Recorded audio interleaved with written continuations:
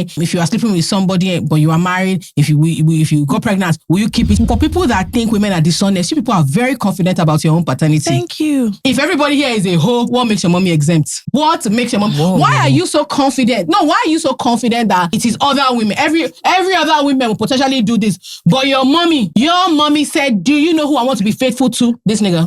You don't even look like him. Let's go there. Somewhere in a corner of West Africa, there are, people who are suffering because of your actions.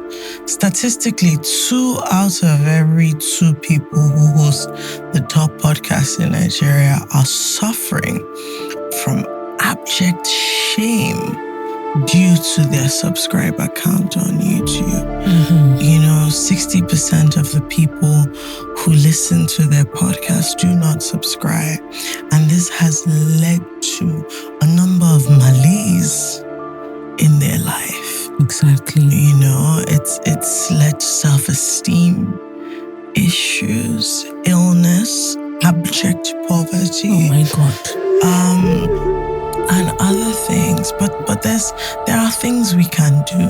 There's something you can do.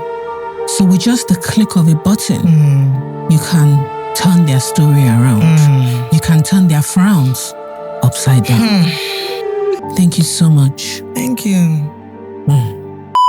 Hi, my name is Mimi Abudu. I'm a relative of Fiancé. Unfortunately, actually, she's very lovely. And on this episode, we spoke about marital woes, as you guys love to do. Yeah. We spoke about your partner taking you the idiot and how to stop that if they're going to put you in financial ruin. And then we spoke a lot about agency and making decisions for yourself, the process, what that looks like. My life generally, honestly. It was a very nice time. You should listen to the full thing. Great. Enjoy. Hello, boys and girls. Hello, all. Oh it's an audio. I'm so happy to be here. I literally you guys. People normally wait for us to introduce them. Oh, really? Okay, let's go again. No, it's already late. We're already here. Say who you are. Just say who you are. Hi, guys. I'm Mimi.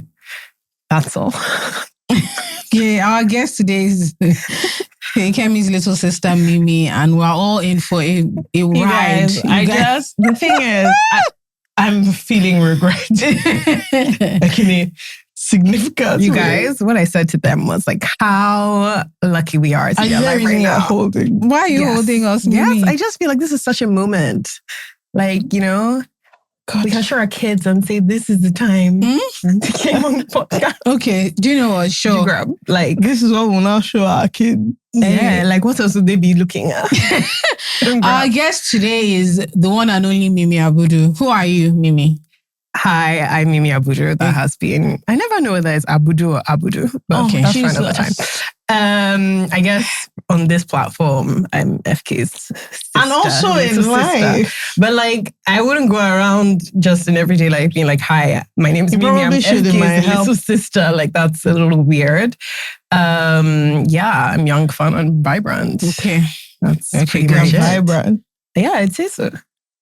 That's when you go around, people say, oh, who are you? You go around saying I'm vibrant. Okay, I like to travel. I like food. I like culture. I like the arts. I like fashion. Yeah, you work in fashion. I work in fashion. I am higher on the whimsy scale than the average. Yeah, this is true. Definitely, for sure. Definitely in this room. Yeah, for sure. Let's circle back to that. I'm intelligent. I'm very hardworking. I enjoy work. I know some people are like, oh, I'd rather not work. I actually think work and life are one. I actually really like working. You used to work in finance. Oh, yeah. Oof, golly. That was a time. I used to work in finance and I worked in strategy. I have to say, Mimi, this one that we're talking about is top 3 most random people in the world, yes. In the world. Fun facts. Number 1. Mimi used to be the babysitter for Mel B, as in the Spice Girl. She used to take care of her children. Reasons unknown. That's number one. Number two, all of us here went to uni, we corrected our degree. Mimi said, no, she wouldn't do that. She went to JP Morgan and then collected her degree while working, which to be honest, I kind of wish I did. I really do. They're making money and also getting the degree. Like if I knew that that was an option, yeah, I would have done that. Absolutely have done that. Instead of like going to uni, I'd have been working. Mm-hmm. Another thing, there was like a 2-year period where we weren't sure where she was, like in the world. There was one Christmas that you were in Oman. That's true. 2019, I didn't come back to Nigeria. Yeah, Oman. I was like, where is Mimi? They said she's in Oman. I said, as in, for Jesus' birthday, she's in Oman. Sometimes. And then I went to Zanzibar and I feel like you went to Azerbaijan. No, I went to Tunisia. Okay, so what's the difference? Well, we were meant to go on a sister's holiday for New Year's. And this is, I feel like... Nobody... No. My mic is actually on for speaking purposes. You said we're going to Azerbaijan. Okay, first of all, Tunisia. Whatever, Tunisia. I didn't know what that was. You wanted to go to where? Mauritius? Zanzibar? One of these lands. Mm-hmm. I said I want to go to Tunisia. So rather than coming up with a compromise like another country, we both just went separately. Sounds like you guys. For our New Year's holiday. But my point was just like, who goes to Tunisia? And who wants to be in Zanzibar for New Year's? Like, let's actually be so realistic here. But anyways, we were both fulfilled. I had a wonderful time. I'm sure you did. I'm not sure. She did. Trust me, she did. I did. Yeah. Later I found out that everything was a scam about that trip. But I won't air your dirty laundry. No. This is well documented. Yeah. She had a blast. Mommy, you already know this story. Don't ask me. Yes, who cares about mommy? I'm talking about everybody else. What I'm saying is the things that I will say that mommy will like cross-check. I'm like, this gist, my mom is too afraid. We've actually been past it. No, she doesn't ask me anything. Oh. It was actually here that she found out about it. Well, anyway, so we were both on solo trips to Zanzibar. Solo trips. Excuse me. Solo trips. Just to clarify, I went to Zanzibar on my own. 2 days later, I was no longer on my own. Did I or did I not go on a solo trip? God bless you. Now, the fact that someone came there to meet me, that was spontaneous. So where would I have been? Doing photographer? Yeah. So do you think this came? Nobody else would have come. I don't doubt that. I'm not sure that's true. I'm not sure that's probably not the case. Mimi, what did you do this weekend? I actually updated my calendar for this question because I have the memory of a goldfish. Please just bear with me as I get it up. Okay. This is actually the question I was most nervous about. Okay. Oh, what else have you done? Mimi moved to Paris. Yeah, for recently. 2 years. Like an Emily in 2 years Paris. or a year? 2 years. Mimi, 2 years. Just Mimi in Paris. Just moving to Paris. Again, reasons unknown. You just got to live a little, honey. Okay? Right. My weekend. Let's stick to the script. Let's stick to the script. Thank you. As a listener, I don't like too much jumping around. Let's get some concrete things down. Okay. Friday night, on Friday, I was so pooped. I was so tired. I just could not be that productive at work. So I just said, you got to listen to your body. Just relax a little bit.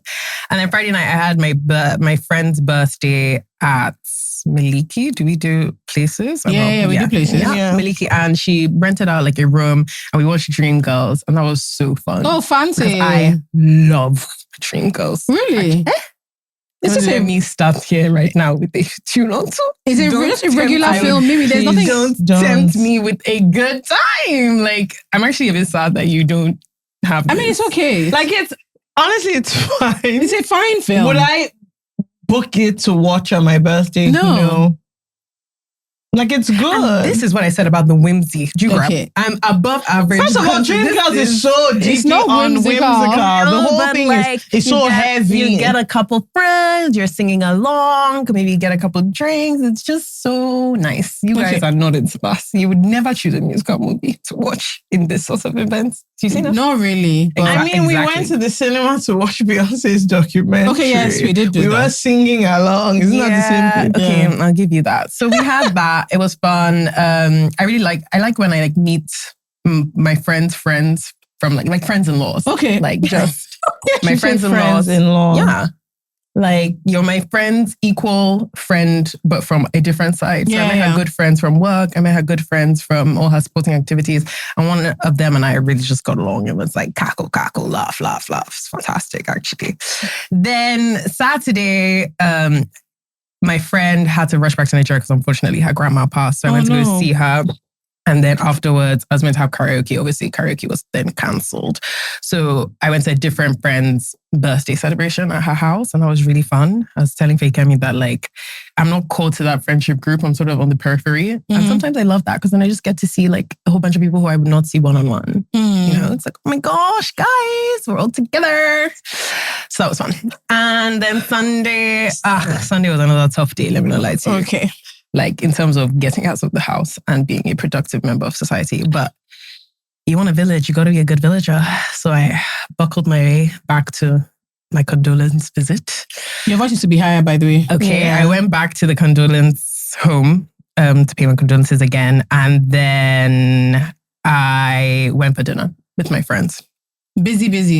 Very. FK, did you do anything? Was that the day you went to the outfit and didn't buy me Madeleine? Oh my gosh. How can I forget my Sunday morning? That was such a lovely morning. Okay. Oh, I woke up with the intention of going to the gym, only to find out that apparently iFitness does not open on a Sunday morning. On a Sunday. Is that not crazy? And I just thought, gym are you doesn't open on enterprising? Sunday? Why you as a gym do not open on a Sunday? It's a religious country. That's what I was going to not say. Sunday morning. Literally, Sunday, when you said it, I said I didn't go to church. No, I was like, oh, this is not enterprising. We're actually all just here. I don't know. But honestly, is that a thing? Yeah. As someone who doesn't go to the gym, I didn't know open on A Sunday. lot of gyms don't open on Sundays. That is literally... Is it like... Bodyline?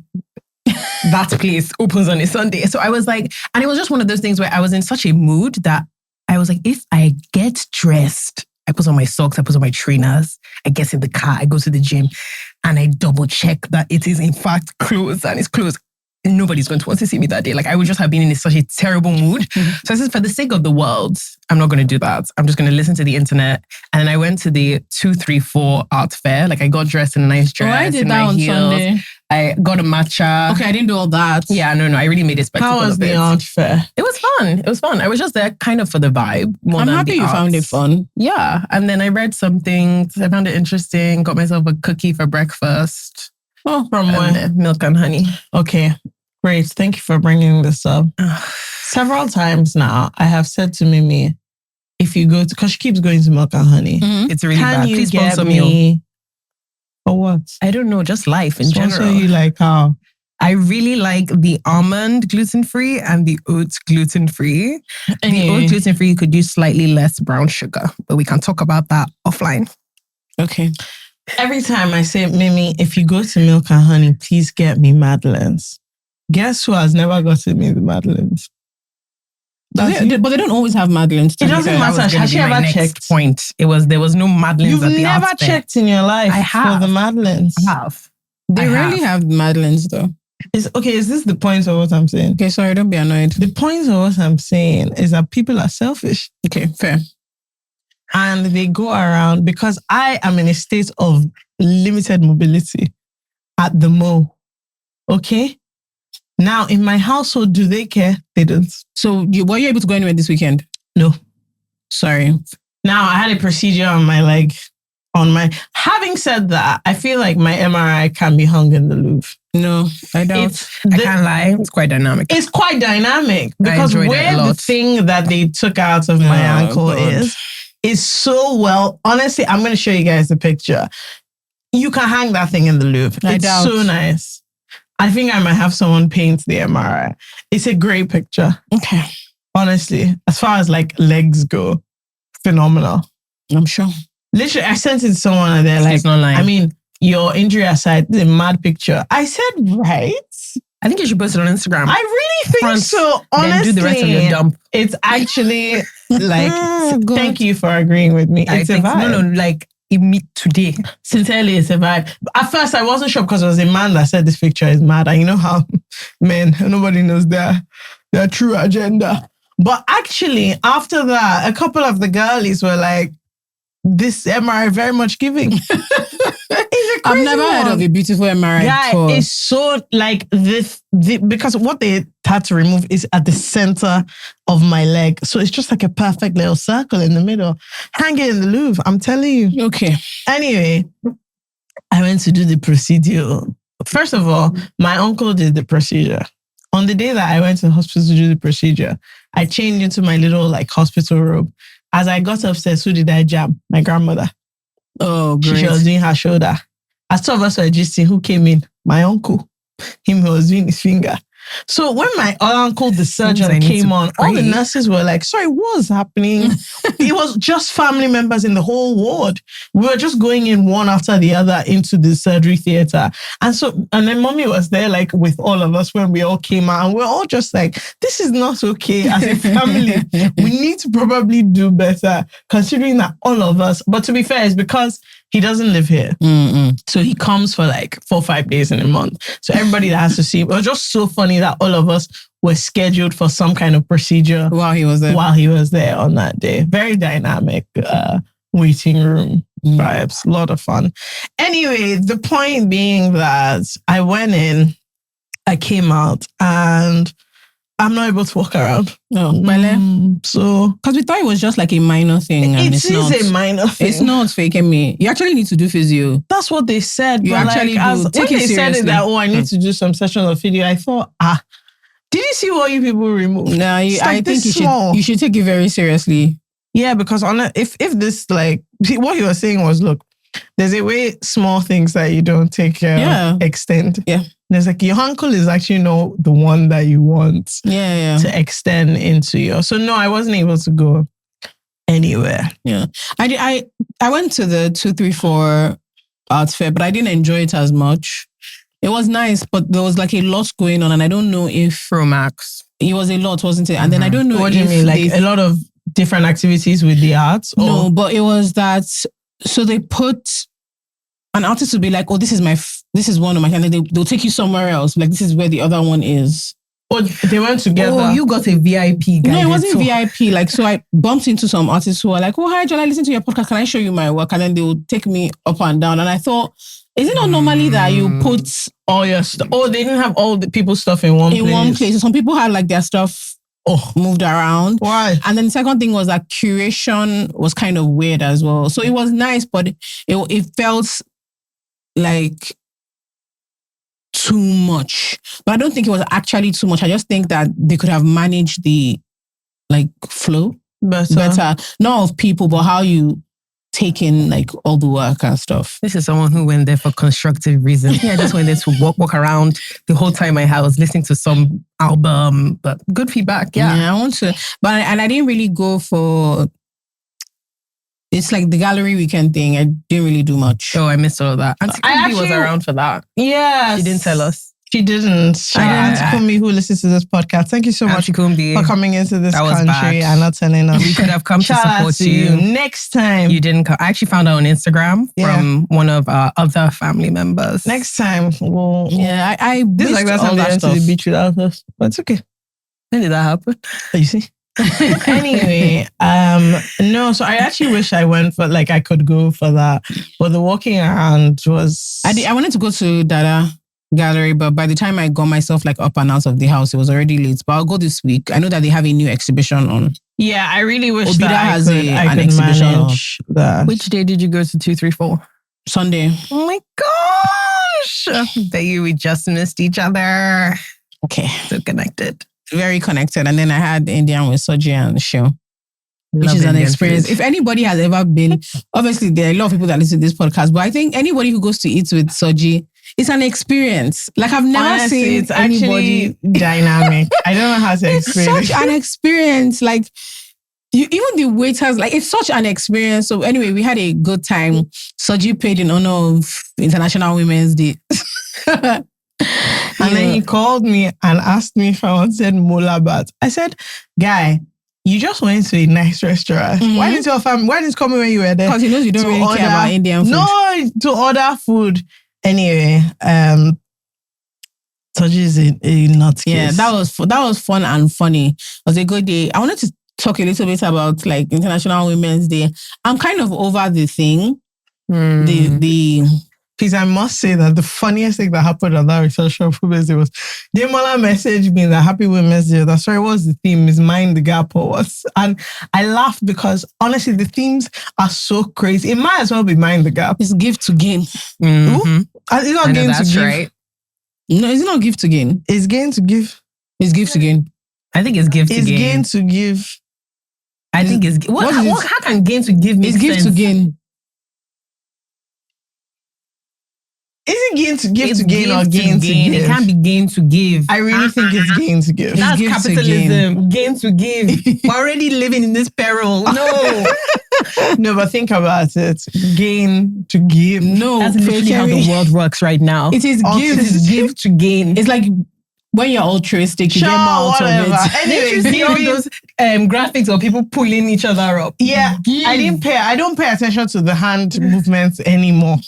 Every year, Yeah. I see that it's a recession indicator because banks did not do all those videos, all those hand movements. Yeah. Normally, all these Nigerian banks did have found women to wear uniform. Yeah. All them now be doing like so on this. the one hand, I'm very kind of like, but then it's I guess it's important not to get overly irritated at this smaller thing, which is like how corporate a lot of it has become. It's just because I was reading about the depositions that Hillary and Bill Clinton have been. Did you watch the clips from Hillary? Hillary is my babe. Brilliant. I was just like, look at this woman. But I was reading something and it then puts like some of my complaints about how a lot of women's rights and women activism stuff gets a bit annoying. Mm-hmm. And so Michelle Obama is the first, I think, Ivy League first lady. And it's because Hillary Clinton just couldn't study law at an Ivy League at the time when she was going to college. Stop. Yeah. So we take it for granted. Like, oh, of course. Like, but I think it was 1970. That's crazy. She couldn't go. So so I think sometimes you kind of feel... That's actually very sad. Yeah, you feel very irritable or you kind of wonder like you're over the performance of the Women's Day. Yeah, of the Women's Day. But then you think about the real, actual, tangible successes and changes that have happened in the last like 50 years. And you realize maybe some stuff is annoying, but maybe you can focus on what you are supposed to actually be doing as opposed to getting annoyed at all that. I now thought of many things, like how big a deal it is for like their grandmothers who are like, when I was your age, I couldn't go to the bank for a loan. Like that was not an option. Yeah. I would have a great business idea and I'll just be like, if only, because I couldn't go to the bank for a loan. Like it would die. A business, the kind of business I wanted to do isn't one that you could build from the ground up. So it would just die with me because I couldn't. So stuff like that. So I couldn't decide whether or not I wanted to have children. I couldn't decide what I wanted to do with my body. I couldn't decide where I wanted to go to school. Yeah. I couldn't decide to be single at 33. Or still like in your family, if there are 8 of you and there's money available, let's say you have you're the second child and you're a girl and the third child is a boy. In order of priority still today now, that boy is going to school before you. Yes. Or he's getting more. He's getting your mom in the market. Yeah, he's getting more. It's only when that money goes around that you can make it. Yeah, it's even there was something I was thinking about there's something that sometimes women don't realize is insulting, which is like it's a trap of low expectations. So it's how some people don't realize that there's not an expectation for you to do well because you are a woman. So you might start a business or you're working at your business and there's no push or encouragement because they just don't expect you to take it seriously or be successful because what you're supposed to do is marry. So this business, whatever business you have, like it's cute if it works out, but there's no expectation of excellence. Pretty much. I think that's starting to change now because the girlies are getting married later. So at least amongst my friends and friends extended, a lot of people have started realizing, should probably focus on what my career is actually going to do within the next... because it comes with a lot of changes. By 29, 30, so, 2 incomes, really one, his, will carry me through. They're like, oh, here I am, planning my 30th birthday with my money. I beg my parents for small money. And they're like, oh, we all need to start making real money. So I think that's changing. And like people's families and the surrounding people around young women will also start being like, you two, you actually have to do something. Like, what's the plan for your life? What is the plan? Because a lot of people, even at my age, I think just thought, okay, by 30 or around then, I'll be partnered, I'll be whatever, and that has financial implications. But the way the cookie is crumbling, cookie has crumbled some kind. The cookie has actually finished crumbling. And people are literally waking up and being like, cookies on the ground. This X amount salary that I was like, yeah, it's just for my nails and my hair. It's actually not for your nails and your hair. It's also for your holiday, for everything you want to do. For like, your future, girl, your pension, rise. Yes. I saw a video. So actually 2 conversations. Someone was like joking and saying, oh, happy Women's Day. And they randomly were like, do you know, I don't even like get why the Women's Day thing is so big. And I laughed and I was like, it's because we're surrounded by like women who are privileged. Because when you think about it, it's for all the women, but the programs in and of itself, I mean like the community and development programs, not so happy Women's Day, shout out to all the ladies, that kind of thing.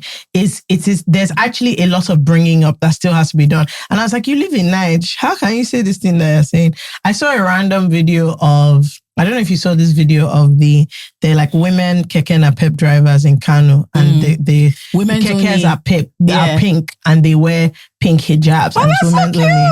It's so cute. But the comments on that video were so interesting because like there were a certain group, it's almost like men were upset.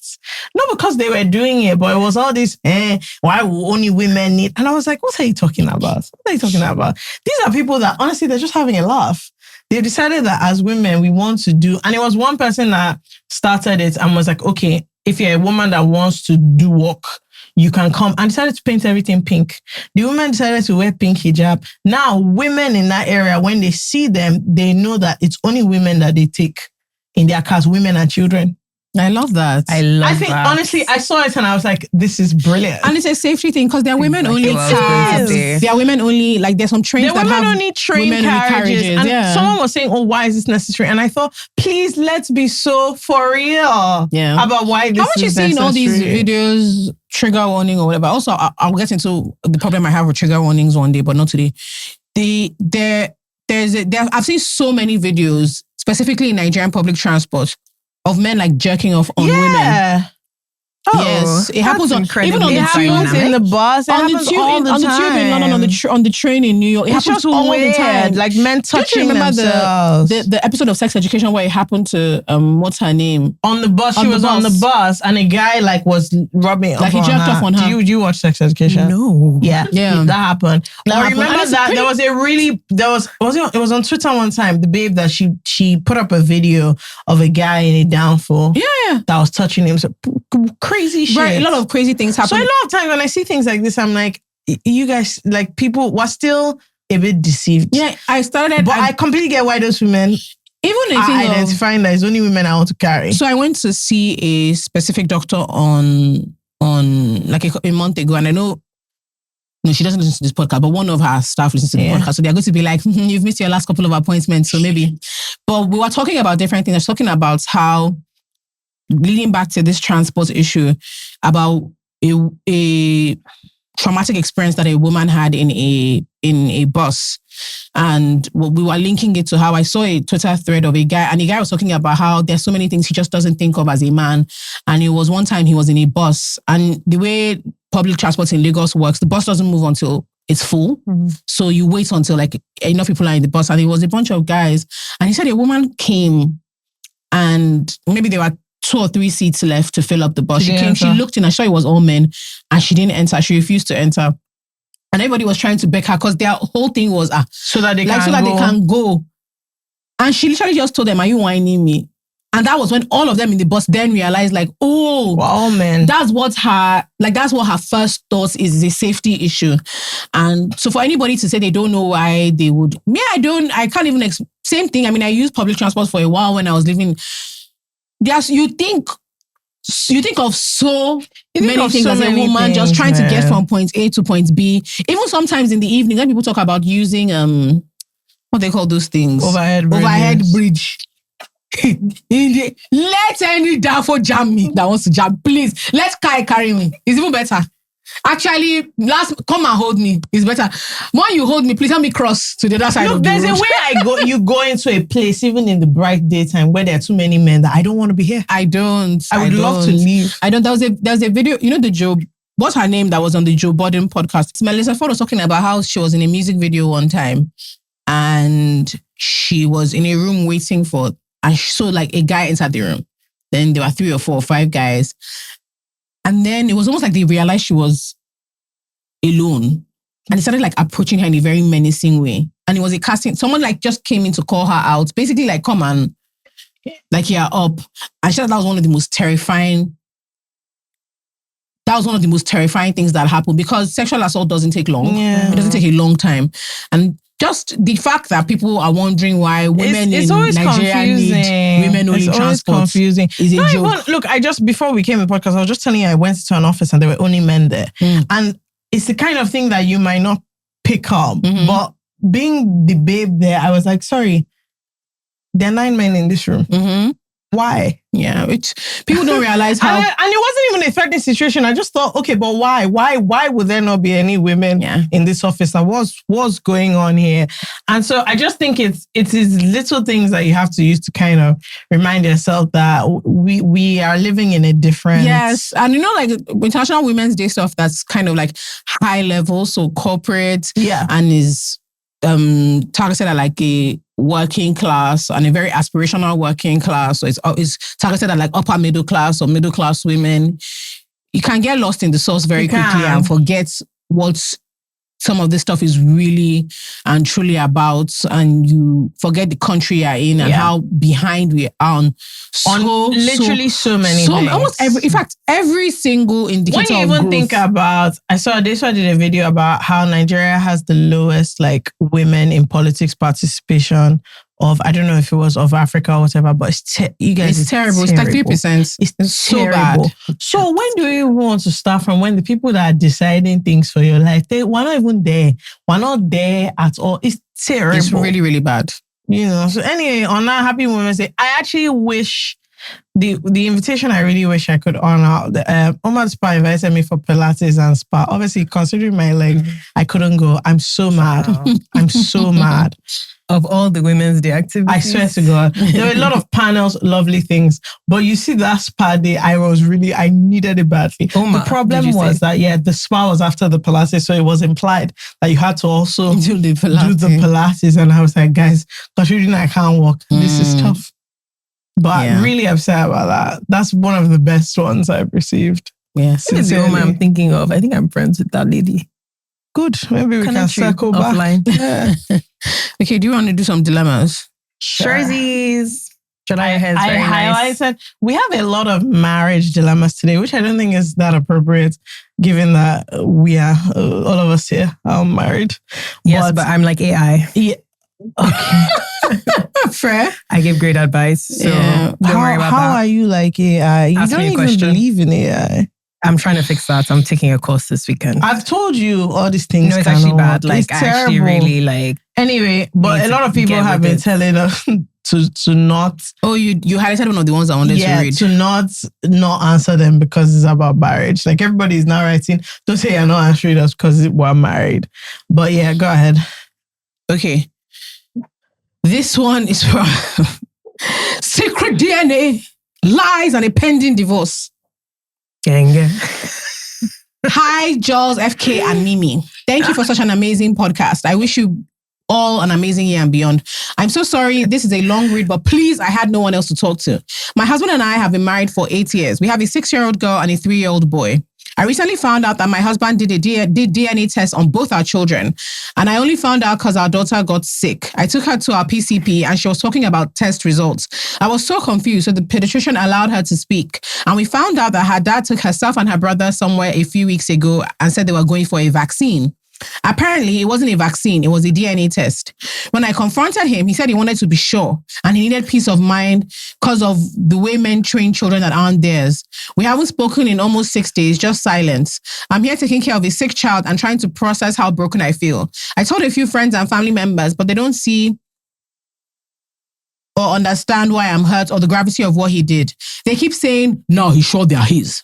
I'm deeply hurt because he doubted me to secretly test our children and is now teaching them to be dishonest. Now he has peace of mind. I'm left questioning everything about our marriage and I'm on the verge of leaving. Mind you, this useless man has cheated on me before and I forgave him. Please don't tell me you can't advise me because you aren't married. I actually would appreciate your opinion because it seems I don't even have friends at all. Thank you. Queen, if I bring out my calculator, so your husband thinks you're whoring. That's the first thing. Number one. Number two, your husband has a history of whoring. That's number two. Number three, why and how and why does he think you're whoring? Back to number one. Like, that's what I want to know. Like, why would he think... Let me tell you something about this particular... This is one of the most irritating recent pandemics. I find it so... There's a level of irritation I get when people start talking about these men raising children that are not their own. What the hell are you talking about?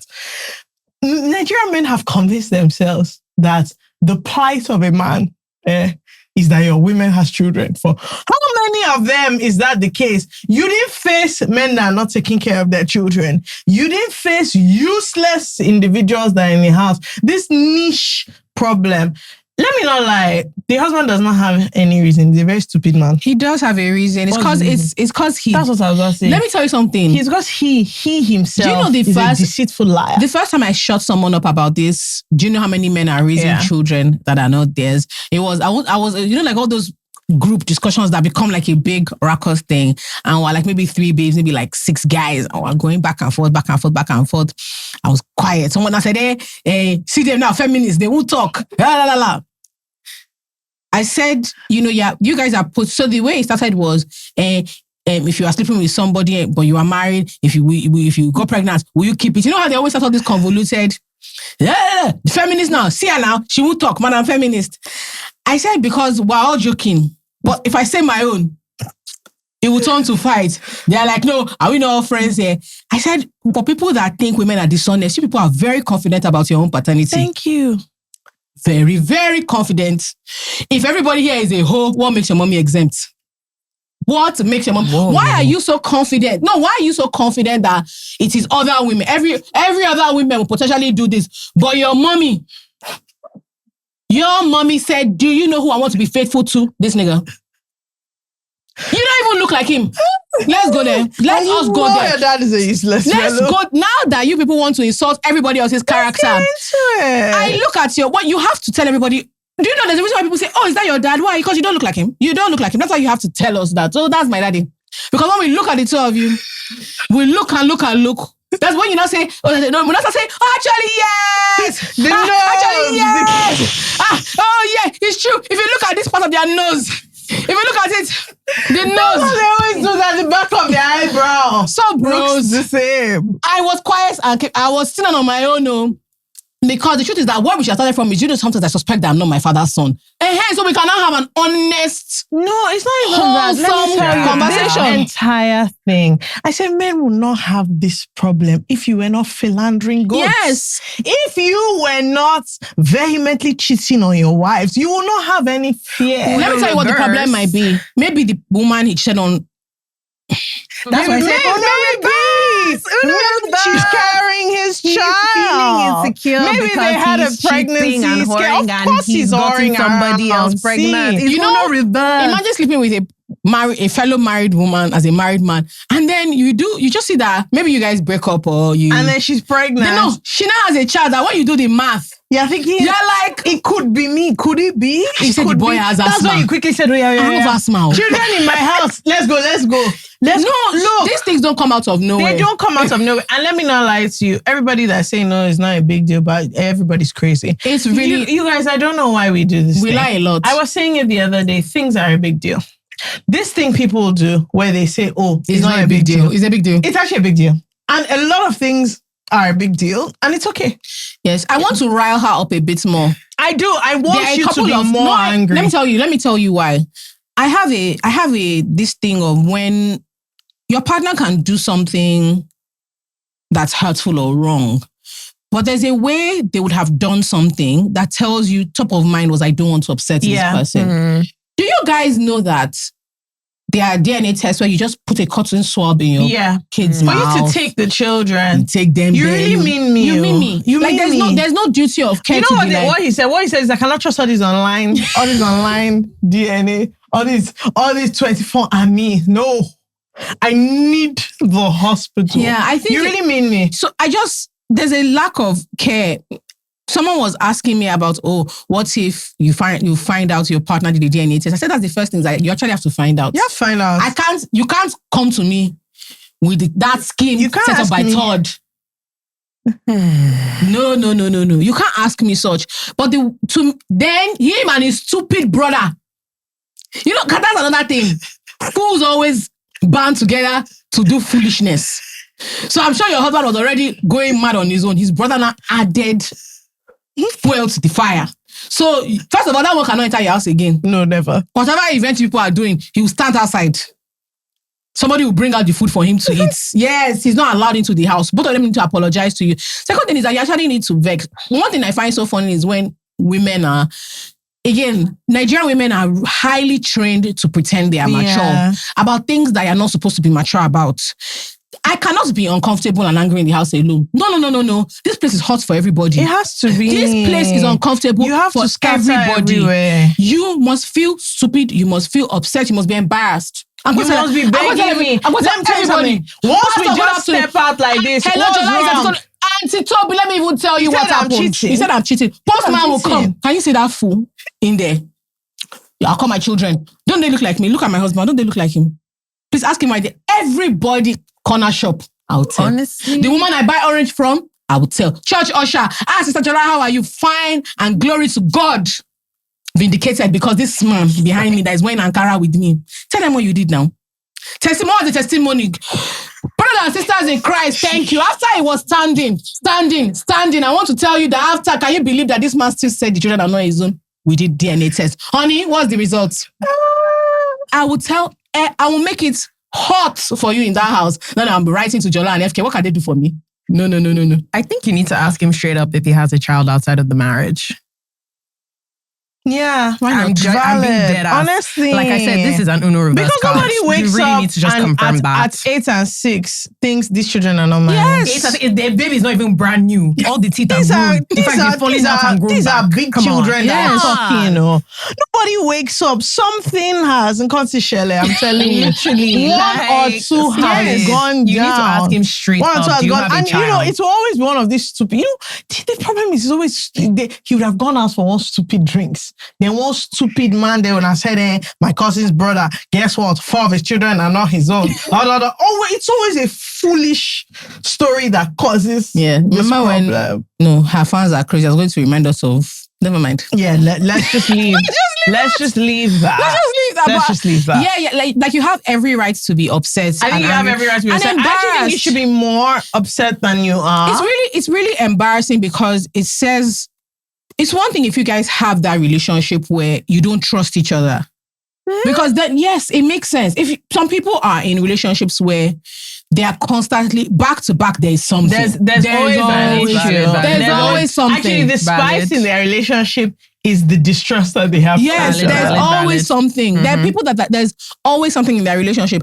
It is very jarring. And that's why a lot of people behave knocked when there's infidelity in a relationship or their partner does something that, because it's like, this is not our dynamic. This is not what we do. So I've been thrown off. There's some women that, you think your partner is great with money. If you know your partner is bad with money, when he makes a bad money decision, you're like, okay. This fool. But when you think you guys are like financially secure and then you find out that he gambled the money on some crazy business idea, you go crazy because this is not what I was expecting.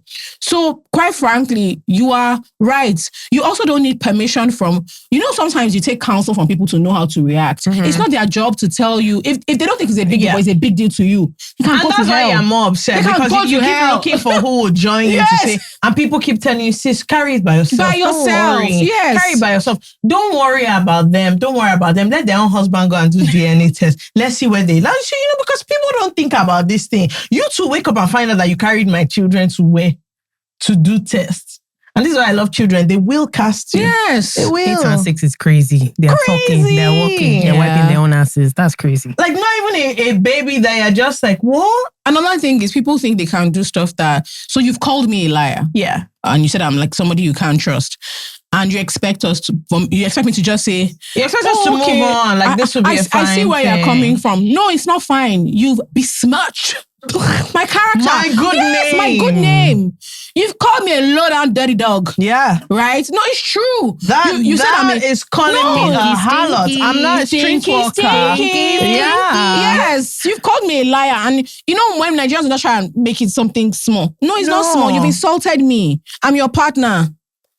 What have I done in the last couple of years that has made you think? What arguments have we had? What behavior have I exhibited that has made this a thing? Anyway, where is your child? Today you must show me where that baby that you had outside is. That literally all of this. You must. And since you want to burn it all down, that lady that you are sleeping with, where's her husband? Let's all do family meeting. Let's all do DNA test. Also, please, I don't want to hear you talking about children in the house. One thing, oh, Femi wants to do, say he cannot do. You say he's not your son.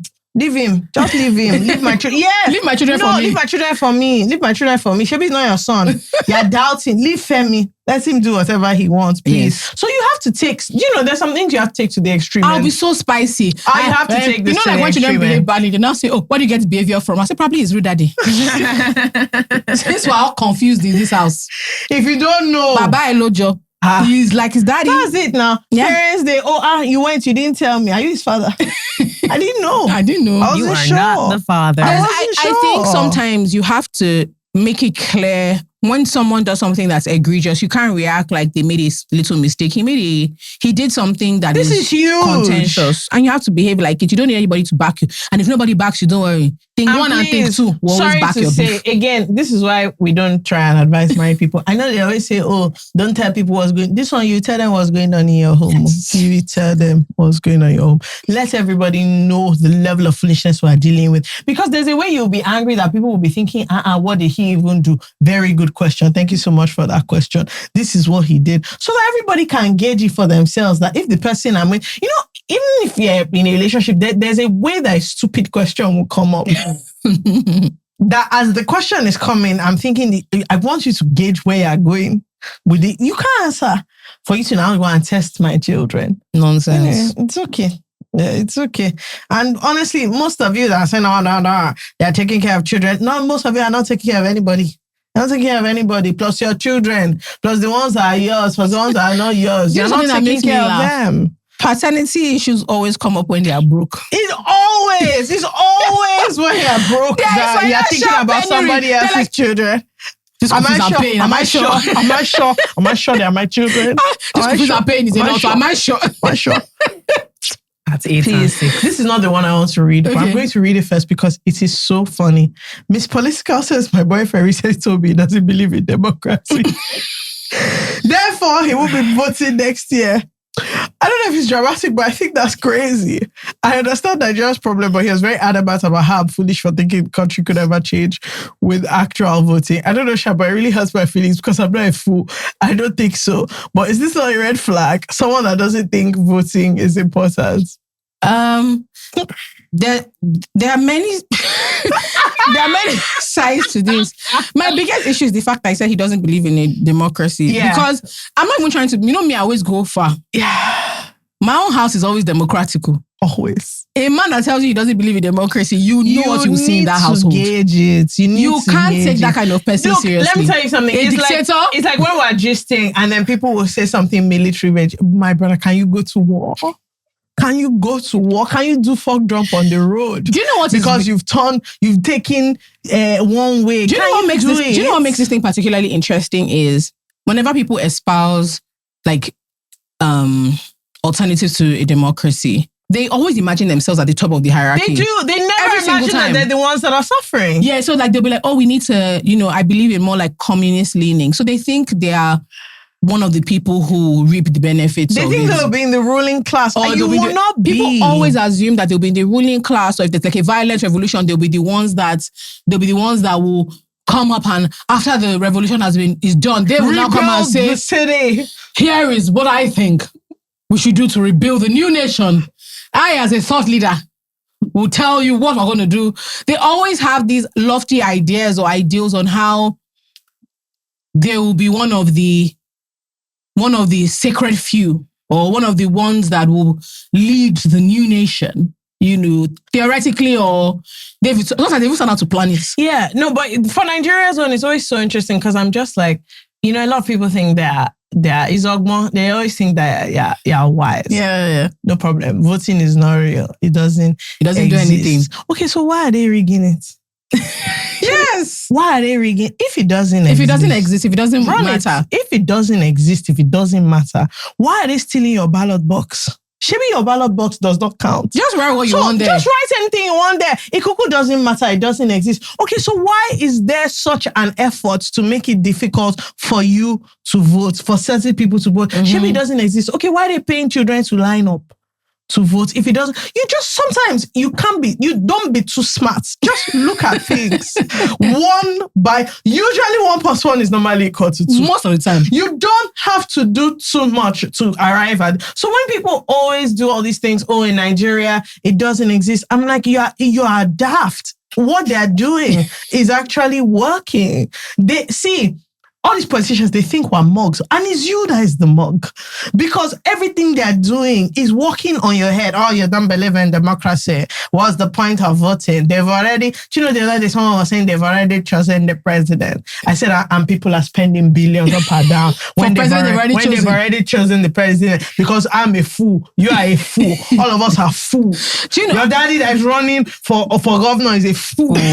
Because they've already chosen the governor in one room. It's all organized. You guys are just, okay, and I'm just like, you have to just bring it down. Genuinely. You just have to look at what's going on. Genuinely. What do you think?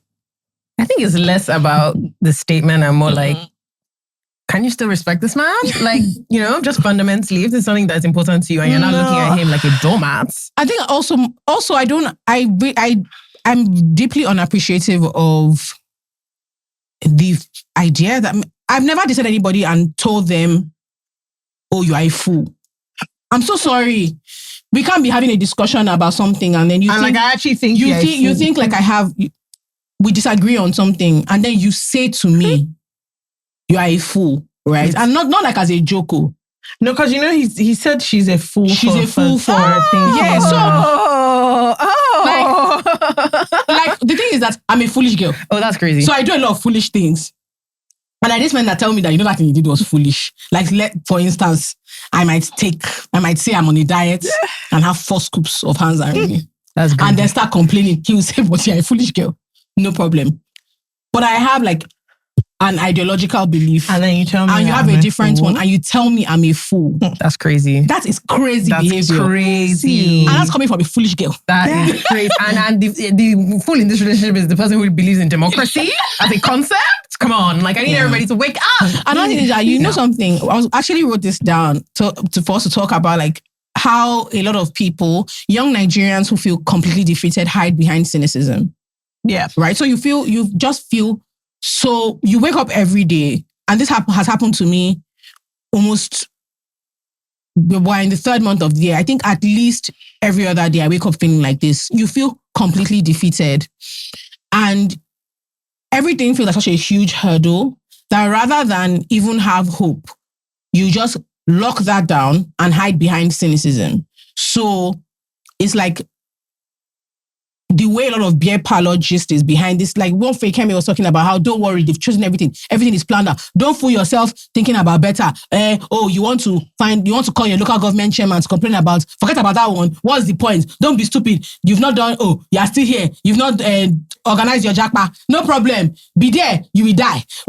Then a policeman, slap your brother. You're now going to police station to argue. What's the point? We'll all die. Just get your papers. Marry for papers. Go to UK. Have you heard of Russia? Why don't you do? And it's just this thing of hiding behind cynicism. When you're so heartbroken, you can't even think. Yeah, you're afraid. Better, you're afraid.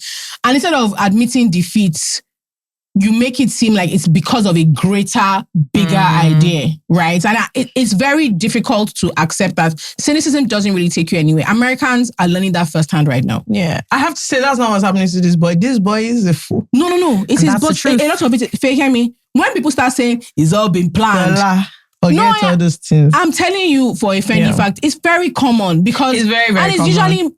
Usually, no offense, it's a lot of men.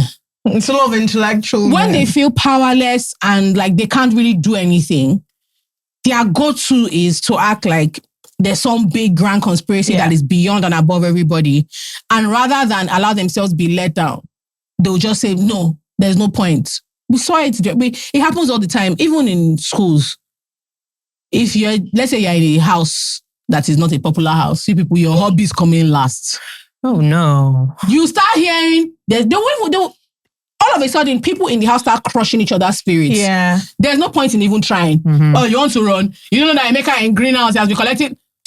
Okay, but it's inter-house sports. Now you've even taken the fun out of it. The thing that was even supposed to be fun. Don't bother. Do you know what? Let's just go and take our glucose. There's no point. It's just like, oh, okay. Like, it happens all the time. People lose hope. Yeah. And try to turn it into it's for an intellectual reason. Have we not seen what's happening from Russia? It's in Russia that they are buying the machine. The machine from Russia. And that's why Tinubu went to France. From France, you go to Russia. From Russia, you go to one connection in North Korea. I'm just like, they burn the machines. And I'm like, what are you saying? Anyway, my sister, on this one, I'll be very frank with you. I'll think he's a dummy. Personally, I cannot date a daft person. Literally, how can you respect that man? You're going to be there at dinner being like, but you're so stupid. Just imagine you go out with your friends, then this boy starts saying he doesn't believe it. Doesn't believe in democracy. Please, God. If you've ever dated someone that have you ever been in a situation where your date has said something stupid and people look at you? The environment I'm in, just think about like us hanging out on Sunday now. When we hang out and we're arguing, everybody's shouting, everybody's making points and with boldness. Then my own man will now say, I don't believe in democracy. I know the terrible thing about when you're an outspoken woman, the worst thing that can happen is being with somebody that for fun he says idiotic things. Because you go explain. Because forget the explanation. It has happened to me before. The way your friends will first look at you. The way they will look at you. And then because there's one kind of pause that you just say somebody should just mess now. Please. Something needs to happen. Something needs to happen. Something needs to happen now too that will just take away my shape. Because why? Why this? Yeah, no. It can't pass anyway for me. Like I said, I don't know about you. That situation can no longer work. When I even see people talking about things like that online, I know that I can't. Me and you, there's nothing we can find with each other. You just need to attach two brain cells together. Just try and do something. There's one I have that's interesting because it's very long, so I have to summarize it, but it's about sisters. This person calls themselves Jola's Wigs. In caps, the title is My Sister is Besties with My Fiancé. Several exclamation marks. It's long, but a dark one. I'm not going to read the whole thing. Essentially, hello, Jols, FK, and guest, if any, that's you. Backstory. She has known her husband to me for 15 years. They've known him from GS1. She has been close with him from GS1. Fast forward to recently. They dated for 2 years before they ended things because of distance. Mm-hmm. That was in 2019. She remained acquaintances with him, her older sister. They talked once in a while. So her and the guy talked once in a while, but her sister and him... No, so her sister and him still used to talk once in a while after they dated. Okay. The difference is that they started Snapchat streaks in 2019. She knew what he was kind of up to over the years while we were blocking each other and becoming on and off situationships. She'll sometimes ask me about our relationship during that time and suggest we get back together. He recently moved to the same country as me. It's been almost 2 years now since his move. We resumed dating 2 months into his move 2 years ago, and he proposed to me 6 months ago. My older sister helped plan the proposal. Now, my dilemma is that ever since they planned this proposal, they moved from just being casual friends and Snapchat streakers and texters to full-blown friends. They've become friends that talk every day, to the point where she has dethroned me on his Snapchat as his bestie. They call each other, have conversations, and they even have a streak going on TikTok as well. before anyone starts having assumptions, I have read all of these conversations. I've joined in on phone calls. It's all casual gist. They have conversations about Sado and basically other weird things that they have interest in. Like, and then he also logs into her own laptop to talk to her. So basically, she has gone through all their conversations and there's no problem. Nothing untoward, yeah. Now, she then says that the jealousy, though, has already started slipping in. The type of jealousy I have felt towards his female friendships in the past. Like, this is my person. What are we doing here? But I couldn't voice it out without sounding somehow. Because what do you mean I'm jealous of my sister and my man? So I tried to suppress my jealousy. And then so something happened at their family gathering. I'm going to read this 1 second. Okay. Good. Now, this is what happened. The straw that broke camel's back was that they had a family get together. Okay. So when her sister prays, she groups people and then she names everybody that matters to her. Okay. So she started with family. She mentioned everybody in her family. She mentioned her. She did not mention her fiancé. She mentioned her co-workers, whatever. And then she got to her friends. Close friends. She now mentioned his name. Okay. Now this babe was now hot. She was just like, I don't understand. It's actually just so easy for you in the family prayer to say my sister and her fiancé. Which one is after you mention your best friend that we've known since, you now called his name and prayed for him separately inside your friends. She now started giving her husband and the sister silent treatment after the prayer. After the prayer. Now, from what she has said, her husband is a bit of a golden retriever. He's a people pleaser, so he was panicking. Yeah. That was wrong. So he decided, no problem. He'll end the Snapchat streak. He will not really be replying to the sister. But the sister is a very type A friend. So now she's crashing out and she's like, what happened? So she calls her sister and like, did I offend him?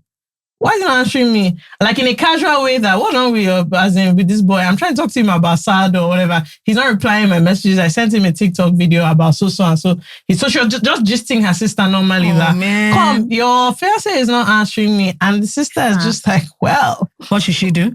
No, what should she do? She doubled down. She thinks that whatever. Anyway, the guy stops replying her, but she can see that it's somehow for him as well. He wants to reply her. But because she has made it clear that she's upset, he's now not replying her. Yeah. Anyway, there was a funny thing that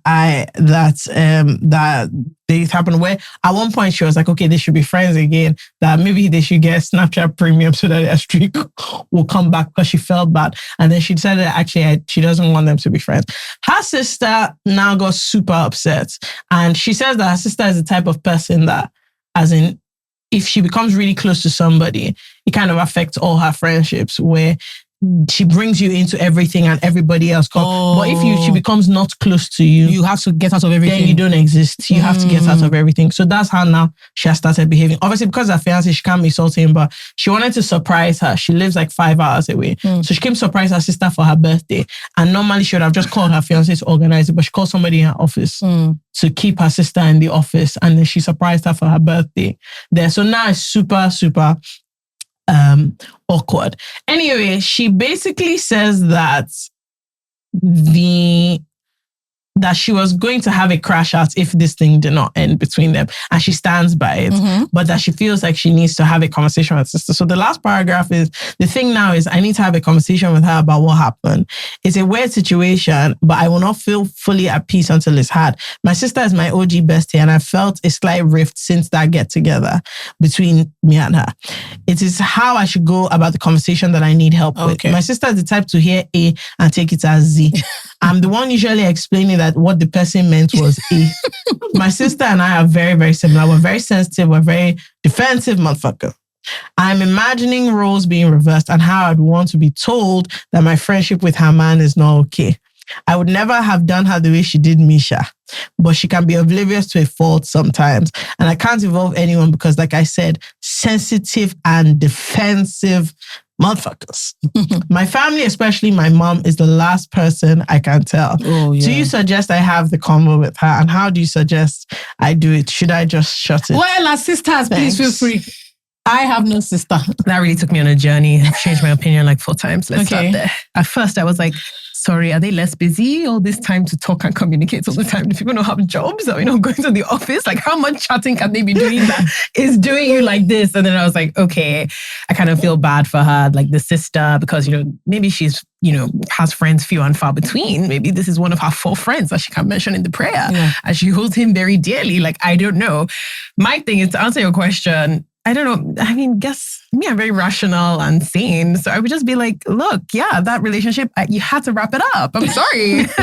But I'd make it like a joke. I'd be like, I'm so sorry. Like, it just couldn't click fundamentally long term. Like, if I was like fundamentally, like, why are you besties with my man? Like, let's actually just answer that quizzy. Like, why are you actually besties with my man? Like, you have me. People will always be jealous of intimacy. Like, why are you besties with my man?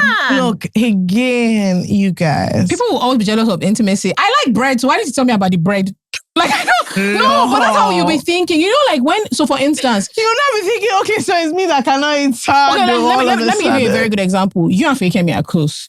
If all of a sudden, me and Mimi just started like doing things together every day, Fiancé will not find that funny. We're talking. I will be find it funny. Initially, she'll just be like, okay, the first dinner, she'll be like, you know what, cool. Just the 2 of us. So she'll be like, you know what, cool. She won't say anything the first dinner.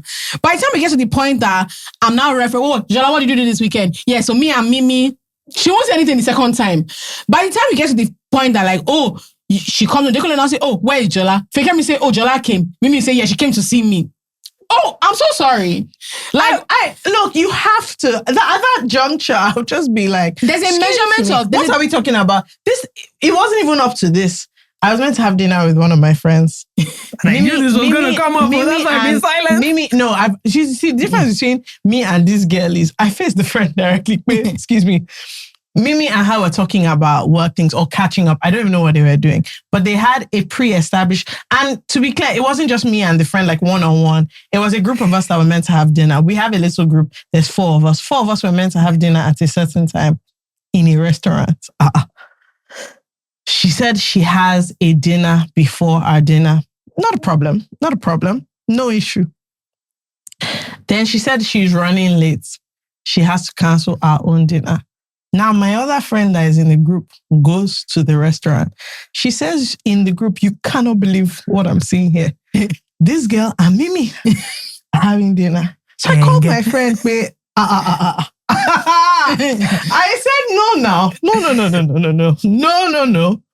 What you're saying is you cancel dinner with me because you're having dinner with my sister. Which one is that? She said, what? I said, I don't give a shit what you're talking about. I don't give a damn. I don't care if it's money that, why didn't you say, and I said, I noticed that you said you had a dinner before. You didn't say, when I go home, I said, you go, that you went to dinner with my friend. How about, hey, I'm going to dinner. We actually had that conversation beforehand. Sure, but I didn't remember. I said, so these are crafty behaviors that I don't like. I remember my friend was just like, I said, no, please, we don't do this.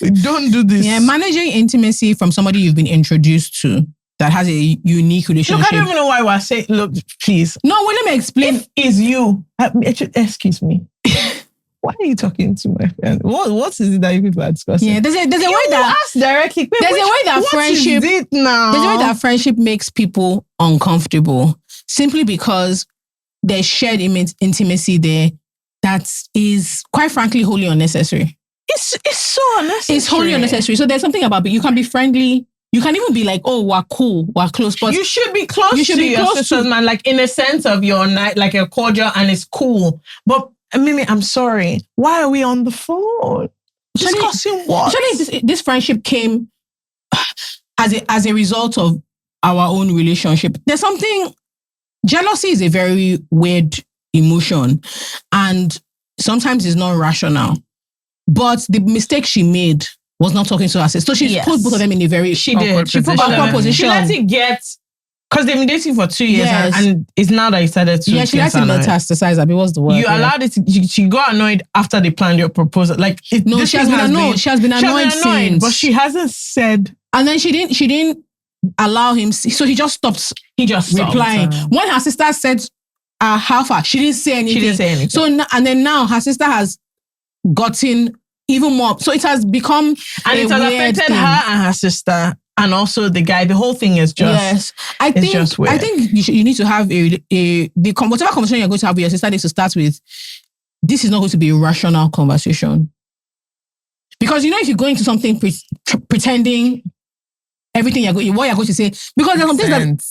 See, if I tell Fiancé, if Fiancé says, I don't like the way you and Mimi are close now, there's no way to say that thing without that sound crazy. Yeah. There's no way to say to somebody, I don't like how you people are close. I don't like that doesn't make you sound knocked. And that's why it's awkward. You can't tell your mommy could start crying. The enemy. Oh, my daughter fighting over a man. And that's actually the part that is irritating. Yes. What's irritating? I'd actually prefer if it's Jola. A man. Not even a man. Your man. No. The truth is that this is the thing. There's no... All our advice doesn't matter because there's nothing here that's rational. It doesn't make sense. And it actually has to be... We all have to be okay with the fact that... Why are you saying it's not rational for her to be upset? Can you hear me? It is not... What I'm trying to say is... But when I say rational, I mean it's the kind of thing you can't explain to people without sounding crazy. You can't. It's very rational. I think it's very normal. If I come to tell you that I got home and Mimi is on the phone with the person that I said I'm marrying, Azal. Also, we are also very, very different. Like, I wouldn't mind if Fiancé was super close with one of my friends. In fact, I'd be like, oh my gosh, where did you guys go? Your friends is one thing. Your friends is one thing. Your fiancé. Your fiancé. If I suddenly became close with Jola and we were going for manicures and pedicures. No, yes, why would you not? No. I would be like, oh my gosh, let me see what color you got. Like, okay. Let's... Yes, but the point is that... But your friends are some of my friends and I genuinely don't mind. No, but the point is that you know... But like it's in a contained environment. This one, I grabbed where she's coming from. I actually because you will sound from. crazy. My sister, because what I'm saying, the questions people will ask, oh my God, what are they talking about? You not sound stupid. Bread, sourdough, they plan my birthday. They say funny TikToks to each other. I'm trying to say that I actually empathize with the fact that you will sound crazy, but you have to stand in that crazy. You have to, but yeah, because also it makes sense. You want to laugh with me?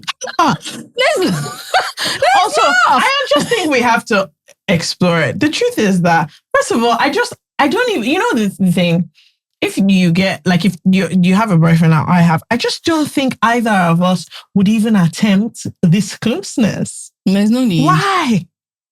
What's really good? Like, my own issue is of all the friends one could have in the breadth of life, who you want to be your busy mate is my own. Because like romantic relationship is just close friendship with sex. It is, that's all. So by the time you know that, right? By the time you pack all the close friendship for yourself. Sorry, don't be annoyed.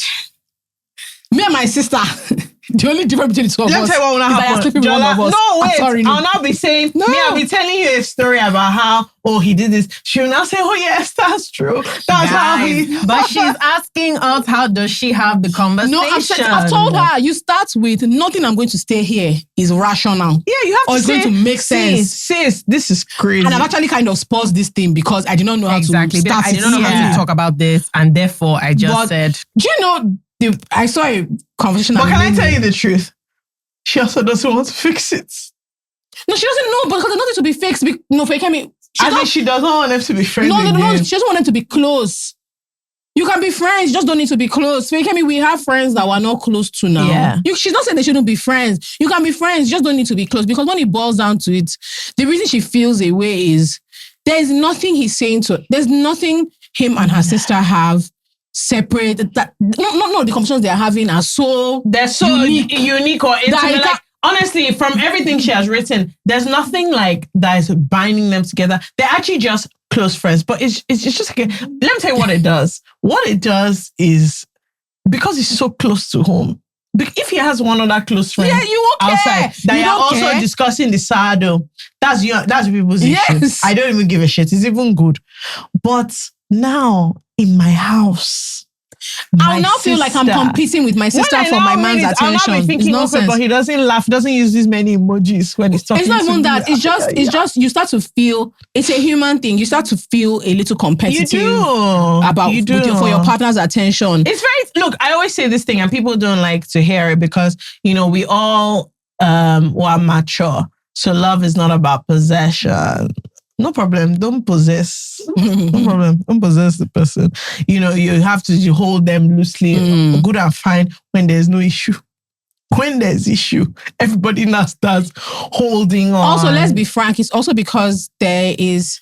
If she was like that with his brother, everybody would be like, what the hell is going on here? I'm telling you. If she was close like that with his brother, everybody would be like... mad. Everybody would be like, so sorry. But what is happening And here? again, not to say that they shouldn't Not in a have bad any way, but relationship, yes. but I'm sorry, there are things that are very intimate. Yeah. Talking every day to the point where, and you know, the thing she's mentioning, that's how you know is really paining her. Because let me tell you what I think. Snapchat streaks are public. Do you know what's crazy? Me as a person, going on Snapchat and seeing that my friend's boyfriend, my friend's fiancé, and my friend's sister, that's who their streak is. Even me, I'll have to message you that, sis, sorry, just a question. What's that? It's just awkward. It's awkward. It's awkward. Also, you want to feel like you're the one that has most in common with them or whatever. You know them the best. No, by the time something funny happens and you're calling my sister. It's also my sister. I don't want you guys to be close friends because you are my sister. So you are my own, and you are my own you are sister. my own person. Because actually, it's both of you I complain to each other about. So I actually don't need this friendship. And what that that's a tells good me angle. is that two of you are not complaining about me. If my fiancé upsets me, I'm going to my sister. If my sister upsets me, I say, can you imagine what this mad girl did to my fiancé? So which one is this? No. Do you know what we can do? Let's find other friends for you guys. It's unfortunate that it has gotten this weird. No, but she also mentioned that she has found a new friend. But it's also just not. It's just not ideal to like start the conversation. But the thing is, leaving it the way it is has made everything awkward for everybody. So you just actually have to talk about it so that it doesn't come off as your part. You don't want a situation where your sister is holding a grudge against your partner. Because that's what they now have, father side, mother side. It's small things like this that just become what they don't need to. Where like going forward in the future, your sister doesn't like coming to your house. It's all these things. Or she doesn't want to. Or she's still just really hurt by the way he dismissed her. Mm-hmm. He becomes, and he dismissed her. To be honest, on her side also valid. Valid, but you just have to say it from, nothing I'm going to say makes sense, but I just want everybody to realize that I actually don't have to be rational here. Yeah. I actually do. And that's the thing you need to, again, this thing about maturity. You actually have to tell your sister that, in this case, I'm your baby sister being irrational. You just have to take it.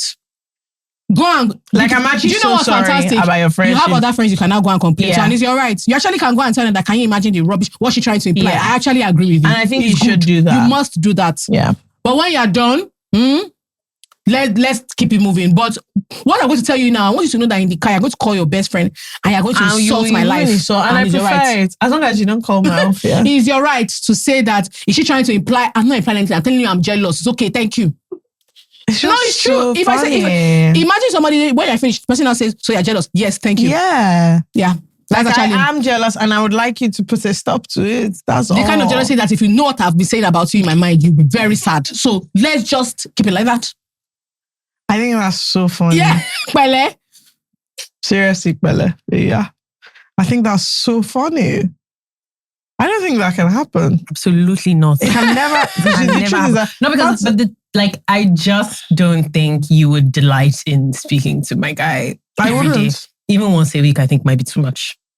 Actually. Even with friends, when I was much younger, I used to think when my friends started getting married and stuff, we should all be like so close. We would be like this super close. Now I disagree vehemently. My friends that are married, I don't have anything to say to their husbands apart from like that random one or two joke.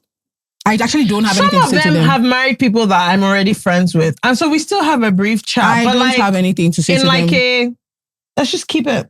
I think this is very friend dependent because there's some friends who are like, I don't grab. You're going to be coming to my marital home. So you guys better you'll be friends. But what I'm saying is when we're there, we kiki. No, but what I'm saying is other friends don't care to have that introduction. They're like, you are my friend.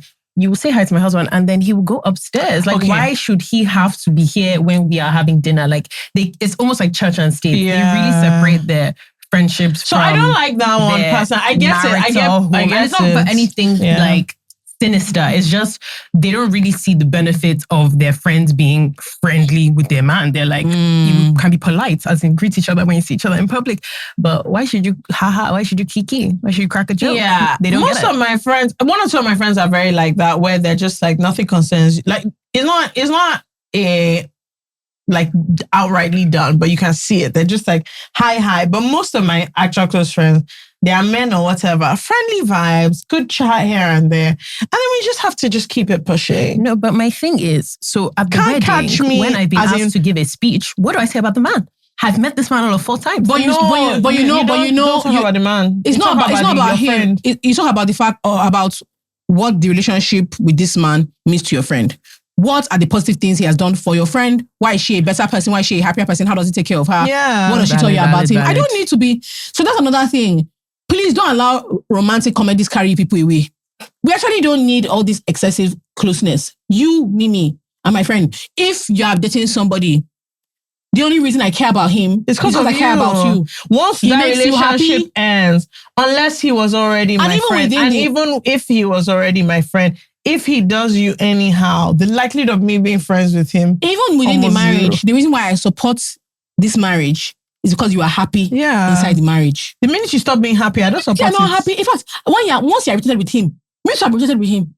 Yes, that's how it goes here. Please. I don't know. I am your... For my closest friends, I would really value them having some sort of relationship with my guy. Yes, I value it. Like some sort of friendly. So not you on the periphery. No, but what I'm saying is like, but when I say I value them, I want, if I'm marrying someone, I want you to be friendly with them. I want Jola to be friendly with them. But friendly, like guys, like they can gist. If you need to plan something for me, it's cool. You can have a phone number in case of things. Not that you're like deeply close every time. We are on the guys, same page. like it's cool. If for example, I go somewhere and my friend's husband is there and that's the only person I know, we're gisting. We'll sit down next to each other, we're gisting. Not that when they get home, I'm still texting them. I'm still just. Do you know what I mean? That's fine. So you can say you have 2 iotas about that man. You know, you can be like, oh, he's funny, or he's quiet. Exactly. I have like a tidbit. Some people that your man is an illusion. I don't like that because literally, what do I know? It's a figment of our imagination. I don't like that P. Where I'm like, oh, okay. So there's sometimes I will go to my friend's house and then the husband, if they know, so a lot of times the context has been given. Or maybe they can engage. So there's some of my friends, I lounge in their marital homes. Lounge. Now, I'm there. If they see that the conversation is a bit intimate, it's a bit personal, this is what I love. By himself. I have a matter to table when you're finished. Okay. By himself, he'll stand up and go. Based on, I can engage with my senses that I don't need to be here. Or there's days where you will come in, he'll come and say hi, but I'm tired, I'm watching football. Whatever people want to do, whatever, you guys should leave me alone. Mm-hmm. I've gone. And there are other days where we're all gisting, it's nice, it's casual, but like, it is always clear who I came to see. I don't know if you know what I mean. Yeah. I don't like the ones where even outside, he does not cannot greet me, or I cannot greet him because you've made him a god in and of himself. He doesn't know us. Everything is always awkward when I come to your house because I don't know him. He doesn't know us. It's you people who married and we were there, but like, oh, congrats. I'm telling your husband congrats as if he's a stranger. I don't like that. On the flip side, I really hate it when a husband or boyfriend is always there. Lunch, he's there. Dinner, he's there. Shopping, he's there. Leave the man alone now. Let's have some QT. Let's have a one-on-one QT. Like, my friend had this boyfriend who was just always there. I was like, is he God? Why is he always around? Like, get this man away from me. Like, every time you guys were hanging out. Every time we'll hang out, like, it would be like, okay, we were a trio, right? Next thing I'm hearing, 4-0. Next thing I'm hearing, reservation is booked for 4. Said, guys, no, I'm putting my foot down. I'm putting my foot down. Something? I said, how I phrased it was, no, I haven't seen you guys in so long. I just really need to catch you up on some things private. Of course, the reservation was changed to 3. The girls love to gab. They were like, okay. Like, this is intimate. But what I wanted to table is, do you work under the implicit assumption that if you tell your friend that is in a relationship something, they're probably going to tell their partner? Yes. I'm coming to terms with that, ladies. I'm not liking it at all. I'm not liking it at all. Oh, did you think that they won't tell? So I'm not liking it. So I don't tell my friends things that, no, I'm lying. I tell my friends things I'm ashamed of, but I also don't know how to say this without sounding somehow. I don't think of their men as like real people. Yeah. So they're just there. They're just kind of like I don't care what he thinks.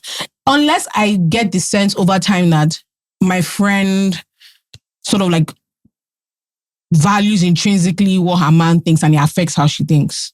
Do you understand what I'm saying? So Which I usually don't get that sense. Yeah, I don't get that sense at all. So if I tell Mimi something and Mimi is dating somebody, if over time I've seen that a lot of what Mimi parrot sounds like her man, and I start to think, do I want to be telling her things in general? But actually, the truth is, as I'm telling you, it doesn't really come up. If I even hear, like, sometimes when you are telling your friend something, maybe you hear their boyfriend or their husband is around, you now reduce your voice. I don't reduce it. I don't. Because I know eventually you're going to hear of it. I actually assume, but let me tell you, I assume that you're telling each other, but what I require is pretense. Is pretense. Not even respect. Full pretense. Don't look at me in any way. Or do what my friend's husband did, which I've reported this to you. Pull me to the side at an event. You guys, that day I saw red. Please, just imagine, speaking of Miliki, that's where it was. Us. I went to Miliki just on a jolly time, cool time. Nothing was going on. People were hanging out. Somebody was doing their little birthday. Hanging out in Miliki, greeting. My friend had traveled. She was not there. Greeting everybody. I saw her husband. Hello. Hi, how have you been? We're all standing around. Now, everybody was moving outside to inside, going to get drinks and food. Unfortunately for me, I now found myself like walking in the same line as the fellow. He asked me, oh, hey, how now? I said, how far now? How are you? This one, that one. I said, your wife is enjoying. She's traveled. She's doing so. He said, yes. Everybody was going this way. He now said, oh, come. By the way, I wanted to talk to you about something. You know, at that stage, it didn't even occur to me. Yeah. You're like, oh yeah, sure. I just said, okay, sure. Everybody was mingling now, so it wasn't as if. So he now motioned this way. I said, as in a way. Oh. So already in my mind, I thought, the first thing that came to my mind, I said, bros. I really hope. I really hope sincerely. I really hope. What you want to say to me is in line with your marital vows. So that was my first thought, but he's not even that kind. Got to the side. You guys. And I said, oh, so of course, what even irritated me was, I was talking to my wife and she mentioned that, it was about somebody that was talking to me. Oh, God. She mentioned that, oh, you went on a date with so person. And I just think that. I said, I was not looking around. Sorry, can somebody see this?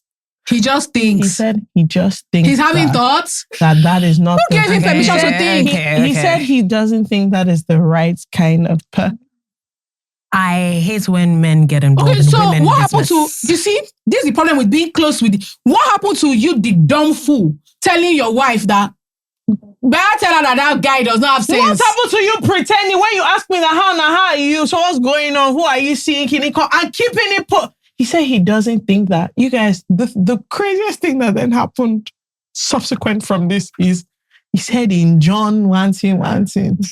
Look at Bible. The Bible. Money. What did the Bible say about gossiping and backbiting? So I honestly said, let me not lie to you, we can't have this conversation. So he was laughing and I was like, guy, you can't come and tell me this. You went out. I said, you actually cannot come and I know I came to your house to discuss this matter. I knew you were there. I saw you. I actually said, you actually can't come and tell me this. And so I left. Then she now messaged me, I should not be annoyed. He was so concerned. I said, girl, what the hell is this? Everybody has told that man. Then you're on. Everybody else's husband that I saw there did not choose. I said, Are we so close? Is everybody so? And the problem I have is I said, you have to be cautioning the fellow. That day, I couldn't believe. I said, yeah, that's weird. That's weird behavior. She also advised me, Muni, as my big bro or who? Are you my school father? What's going on? So yeah, no, ladies, you need to get your man to tuck it in. Okay, I have one last one. It's from Financial Fund's wife. who says, hi, Jolan FK, please help a Gen Z trying to navigate this marriage thing. I just got married and everything is good, but my husband has decided that he's the weapon fashioned against my finances. Wow. I'm in the diaspora and my husband is in Nigeria. He's moving in like a couple of months, and I told him, stop trying to create a new business for now and just wait till you're here. But as a supportive wife, when he brings business ideas, I don't shoot him down. But here's the problem. I am the one financially funding these new ideas. God, I beg. He will rant about these ideas for days and days as I won't comply.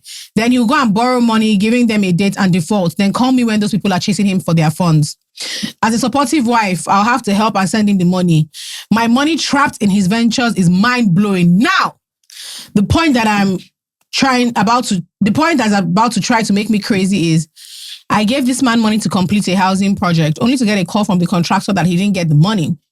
I asked my husband, and he said, I'm sending it now to him. A few days after I was on the phone, and I heard him telling his friend he has no money and he knows I will be so mad. He has used the money for another thing. Guys, help me. What do I do? I'm getting frustrated. Our marriage is only 2 years old. Last song. You will go to Panty. Yeah. You will go to police. I don't know how to explain this thing. I don't play with money. Inside relationship, you are not stealing from me. I didn't dash you money to do as you please. You told me you want to do contractual project. To make matters worse, you couldn't even co-opt the contractor in your matter. The contractor is now calling me. Because for me, if you want to do nonsense, you have to do it appropriately, with a certain level of finesse. If you want to deceive me, everybody has to be involved. Yeah. How can the contractor now call me that they didn't get the money? They didn't get the money. I think, you guys have started your marriage on a terrible financial note. Shaky ground. And this is earthquake ground. Nothing is solid, nothing is standing. I hate to hear that you're already married. I hate that. What I personally hate to hear, except my husband. Actually, when she said Gen Z bride, I was like, oof, jump scare. Like, they're young. They're not that young. They're young. Me, I'm young. And I'm just at the top of Gen Z. I'm young. Please. But I don't know. I think he has... You asked us for the advice. I think he has figured out you will come through. You know, everybody knows people's thresholds in their lives, right? So I know what my youngest brother will help me out with. I know what my middle brother will help me out with. I know what my mom will do. I know what my dad will do. If I check busy outside, if I'm owing money and people call my dad, they're about to carry me to prison, I just say, please, which one? So we know when to visit her. He's not paying. No, he's not. My mother will panic and might pay. But my dad is not paying. My youngest brother will say, please make sure they also beat her there. Yes, Bolu will pay part of it and say that I won't learn any lesson if he pays everything. And be like, you know what? Yeah. So what he has figured out is that even when she says no, if I tell that people are chasing me, she'll still come through. There are some people that will tell you that their partners will tell them that, so what will you do now? Yes, their partner will say, oh my, because they know you. They know that if they bail you out 1, 2, 3, 4 times, that you boot them in as part of your financial plan. So, no, it's true. Everybody knows. And that is the problem. Your husband has figured out because you live abroad, you want to please him, you want to be supportive. He has calculated the risks he can take with you to the point that a housing project is pretty straightforward. As a matter of fact, a housing project is one of the few things that you want to complete because at the very least, you can even sell that property. What do you mean you can't even muster enough discipline to complete the property? You didn't even send the money to the person. This housing project, Auntie, I hope is in both your names, by the way. Okay. I really do. We've said a lot of things, but you guys are always laughing at me. This is a criminal. Unfortunately, you are married to a hardened criminal. Actually, this is somebody that specializes in armed robbery. Yes. That's the part that makes it sad. Yeah, this is true. It's not no armed gun, robbery. Even water gun, nothing. This is baby, please, this is romance scam. Baby, please, you know what they call romance scam? Baby, they will kill me. That's what they're doing in your marriage. Baby, romance. Baby, please. All those ones where they tell you that they love you. This is a romance scam. Unfortunately, you are married to the scammer. Yeah. But the truth is, unless you put a stop to this thing, he's not going to stop. He's not going to stop. It's not going to You stop. will close your eye. Also, there's something very hard and embarrassing about your husband doesn't have business acumen. No, he doesn't. He needs to pack it up. And you know this thing of where, and I don't know if you're a faith-based person. In Pentecostal churches, I don't know what like Catholic or Anglican or Pentecostal churches, there's a lot of preaching around how, part of being a good wife is being super supportive. You see the king in him. You support his ideas, he has the neck. And when he has his business ideas, your job is to supercharge. This man doesn't have business acumen. He doesn't. He's burning your money. He is. He doesn't. Some people, people say, he needs to get a job. You give him 3, he will make it 10. You give him 3, he makes it 0. He needs, this is somebody whose CV needs to be dusted up. Yes. You need to send him a pack of TM Lewin. Yeah. And let him start wearing office shirt. Let him wear office shirt. Let him start moving around. It's uncomfortable. This is somebody that should be applying for remote jobs. Yeah. Come to England or America or Canada or wherever we are. Get a job, honey. This whole by entrepreneurship that Nigeria forces a lot of us to do. And it's hustle. Yeah. I get it. It's hustle. But honestly, all the money that he's supposed to be able to use when he settles where you are, which is a lot because he might not have a job immediately, all of that. That's what you're using on all these stupid projects. At some point, your support is also part of you're enabling. Yeah. So you have to just say, so sorry, I'm so broke. I don't have any cash. At least if he wants to go and burn money, let it not be your own. Honestly, he's your husband. So you're the only one that can tell him that guy. It's as if you don't have gifts for this money making. You're not good at it. What I can see is that you're not supposed to be a business person. You're supposed to be somebody working in an office. So again, this is the time for your husband to give up on anything housing projects and go and start applying for jobs online, sincerely. So that at least let him start earning something before he even travels to meet you. And also, you don't want to create like a dynamic where your husband is taking advantage of you. And both of you know. So he's whining you because he knows that you are going to the point where now it's not even that he did it failed, and he can't pay back. He's not even using the money for what he has said anymore because he knows last, Big Mommy will send. Hi, Big Mommy. last, Big Mommy London, we still fund that. These are things that give me the ick. Yeah, I think you need to put your foot down. You really do. And don't avoid the fight. I'm conflict avoidant, but at the point where into conflict in a crazy way. At the point where someone is kind of taking the make with your money, and money isn't easy to make. That's another thing. Like people talk about money like it's just hanging in the sky waiting to be plucked. It's not. I have to tell him that this thing you do is highly disrespectful. Yeah. You collect money from me under the guise of support. You blow it with no feedback. Just, it didn't work. I didn't use it for this. Yeah. It's not okay. Why didn't you even tell me, this is what happened? This is what happened. Nothing. Like you don't respect me on my money. And the funny thing is, I wouldn't have said anything because again, you trust men now. Is it because I don't have money? Yes. Yes. It's because initially it wouldn't have become a thing if you are respectful, but you're not. And I would never do this to you. So why are you playing with me like this? You have to put your foot down. This is not about Gen Z wife. He's taking you for a mug. You have to put him on pocket money. Alawi. And even just start, when he's talking about all this, his business ideas, start talking seriously about what he's going to do when he gets here. Yeah. First of all, his first 3 to 6 months is going to be hellish. For some people, it takes up to 2 years. He better can start practicing on sites. He might have to do warehouse jobs. He might have to work at supermarkets. He might have to do things that he doesn't want to do. So all this one that we're all here, we're blowing money on business, that is not working. That's rents, bills.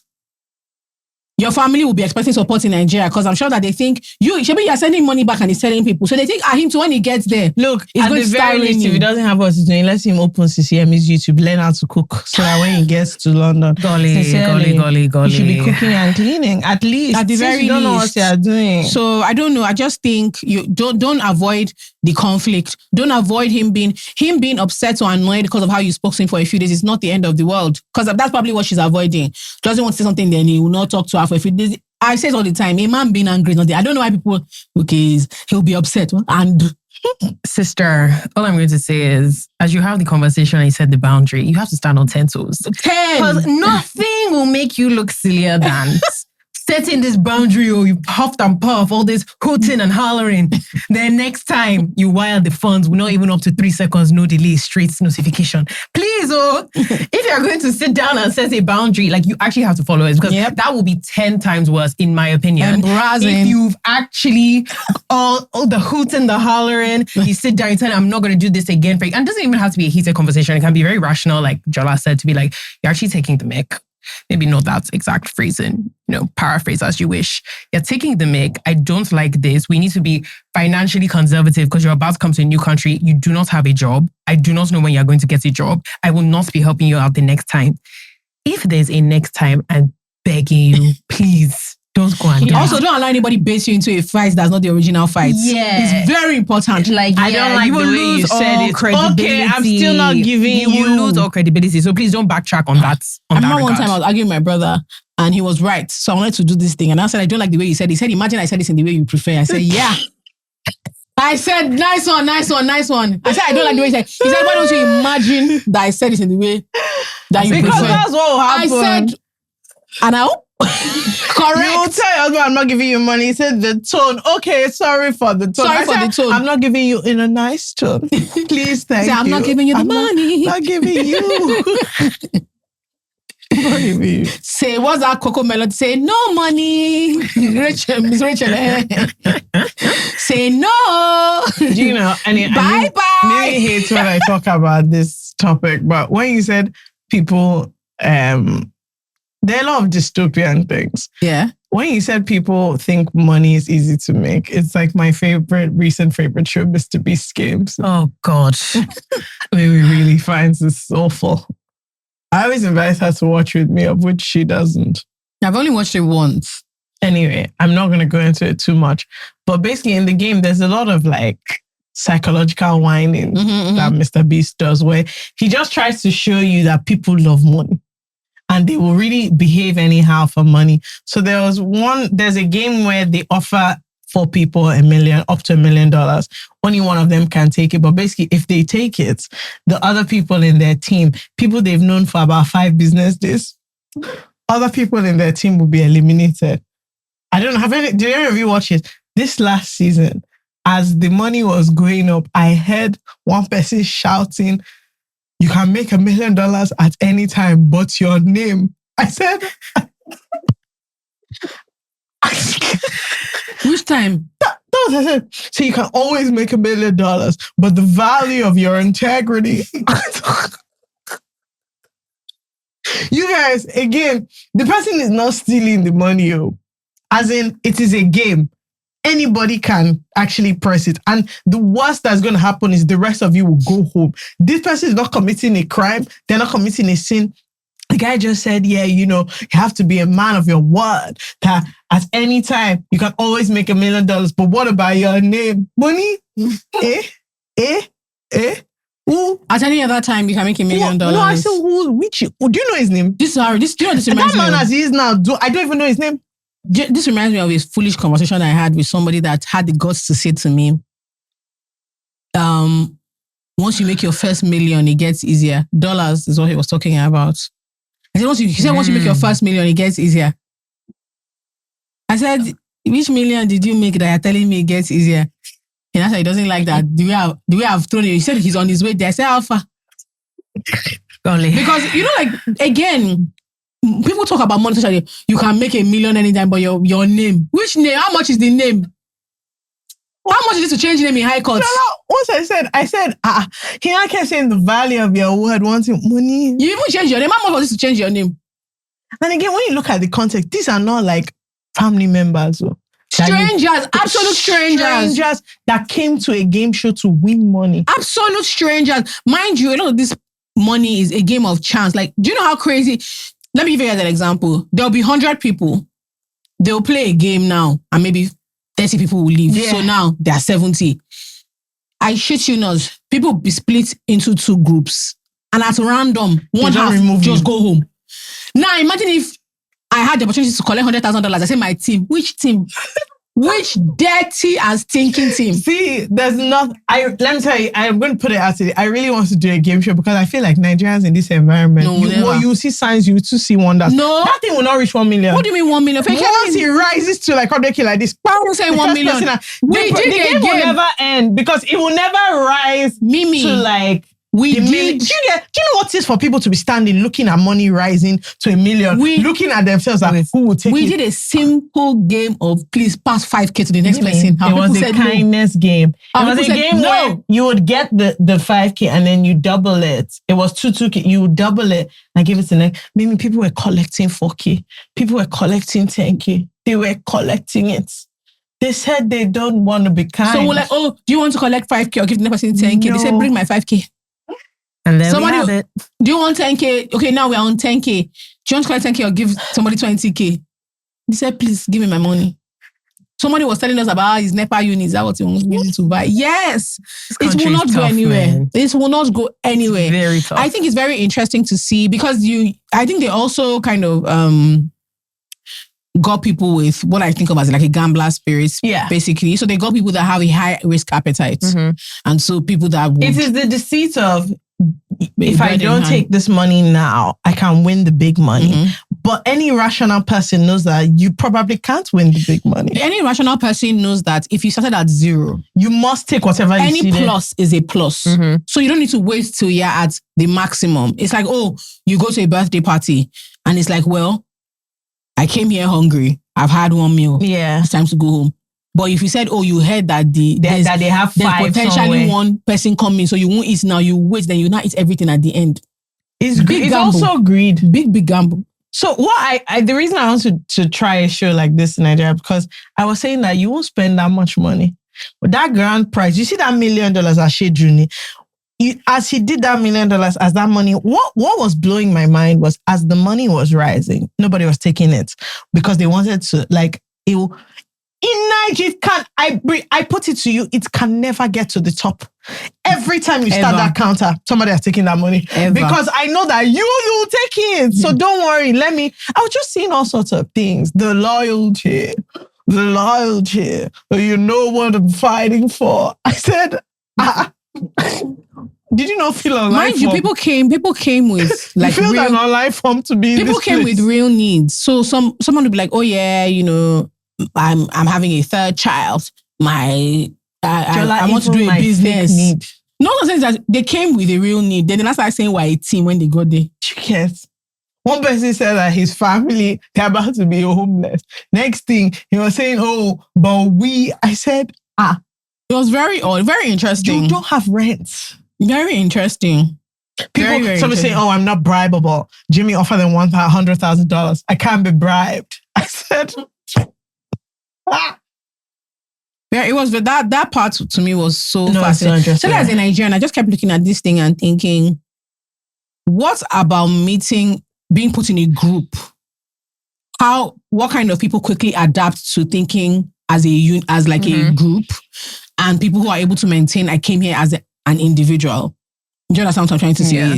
I was very fascinated by this. Because leadership forms friendship. It's a great social experiment. And a lot of people, the thing that made me laugh was a lot of people who are put in that leadership position, automatically you can't now be the one to take the money. Literally. Because you are in a position of moral authority. It's not even real authority, it's just moral authority.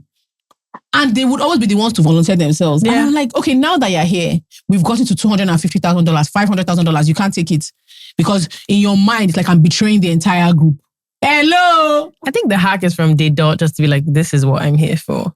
No, but let me tell you the downside of like, that I'm here for $200K. Yeah, they put it as a social experiment because the leaders who rise are usually the ones to be in a position, because when they volunteer people to like do things to reject the money, that's the only time you're offered the money. So a lot of times it's you being in a leadership position that allows you to be in the place where you can reject the money. That's why whenever somebody always collects, it's always a jarring experience. That's what I love the most. When someone does something that everyone thinks they're not supposed to do. Anyway, before we go, so what do I have to say?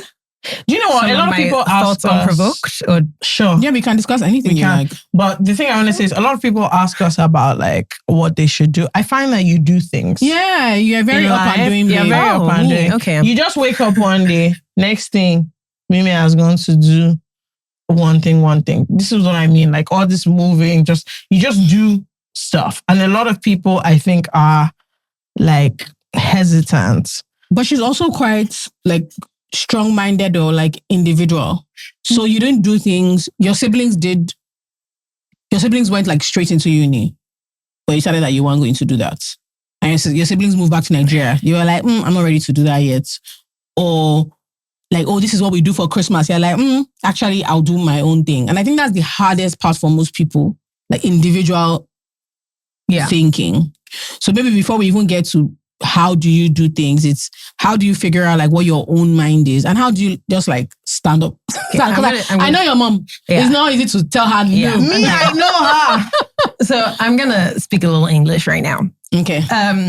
I think you have to know like within yourself where your authority comes from. Some people are very logical, so they might put like lists and be like pros and cons. Some people, they like advice, so having a conversation with another person will be how they make decisions. Mm-hmm. For me, it's purely by my guts. Like, what does my gut say when it's just me, myself, and I? How do I feel about this decision?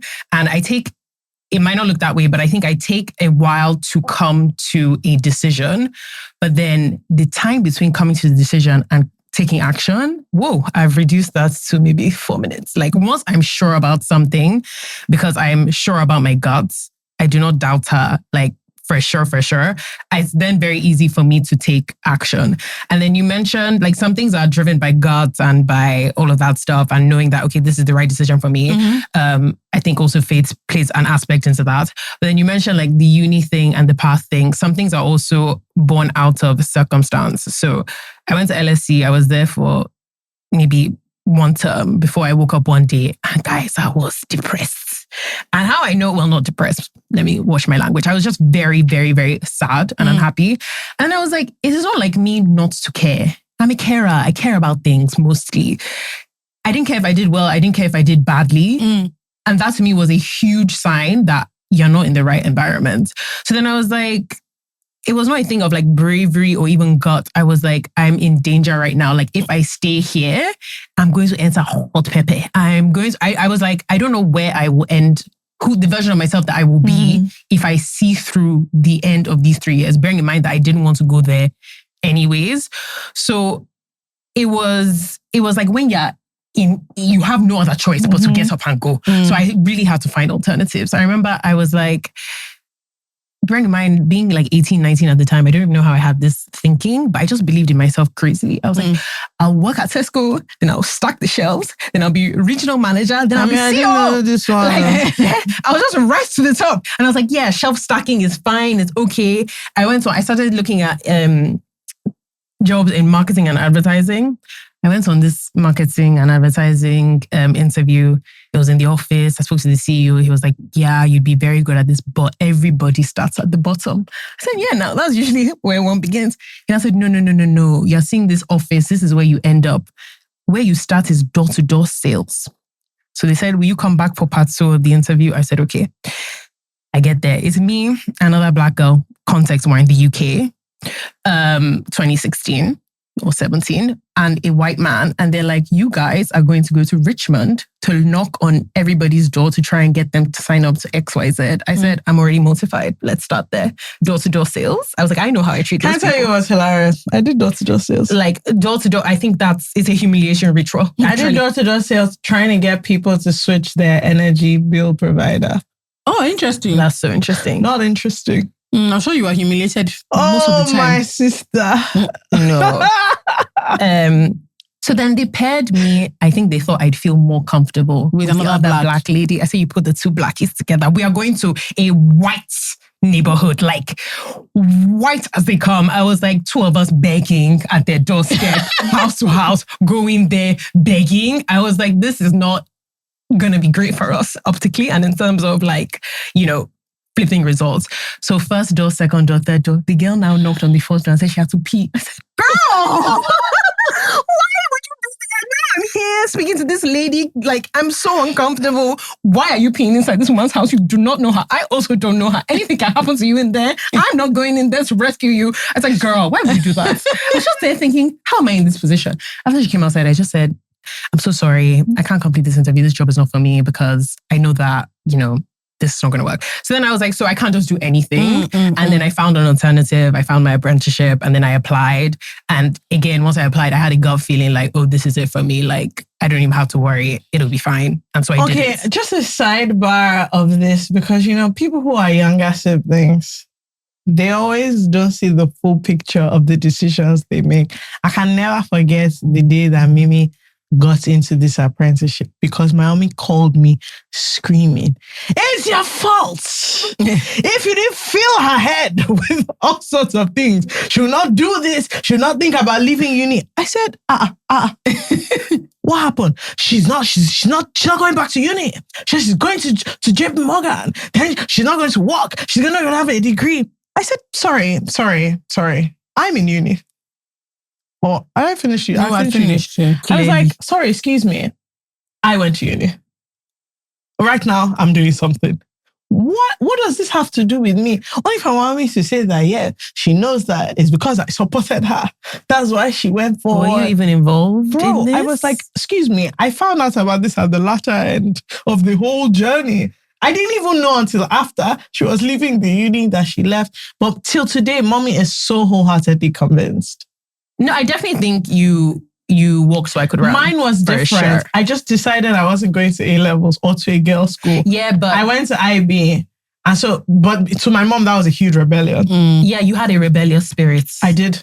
And so you see, like, you had really like... But my rebellious spirit was still contained. It was still contained within... It was like saying, I'm not going to... I don't know. I won't eat a chicken salad. Honestly, my major rebellion was, I'm not going to Cambridge. We did the Cambridge thing. I was like, Mommy, this school is boring. This robe, they always wear rowing. I was like, can you see me as somebody rowing? Saying, oh, the Oxfordshire, Shakespeare, one thing. I said that because when I went, the college I got into at Cambridge was all girls. You got into Cambridge? I know you had it like that too. Nice one.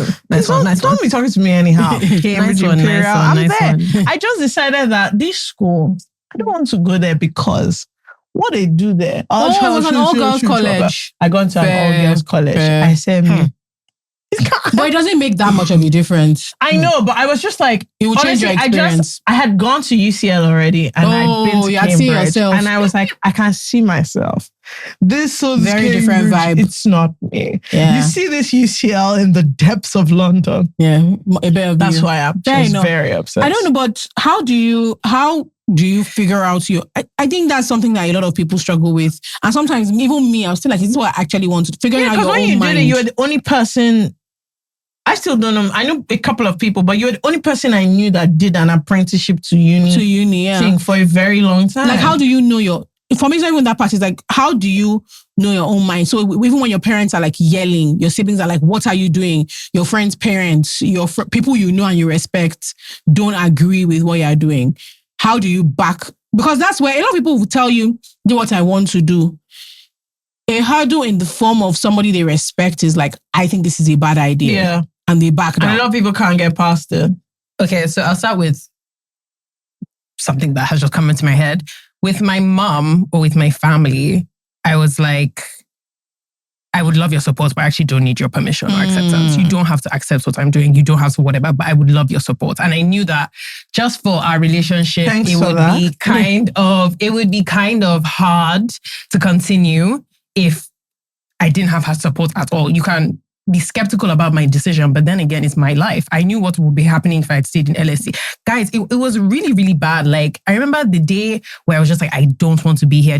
I missed ST 107 and MA 107. That means nothing to you. But for me, I was so lost in those lectures. I was always the first one there. I sat at the front. I did not understand. So to miss those, I was like, oh, you're damn bad. Like, you gotta I have a question. You gotta do something about it. I have a question, which I never thought about.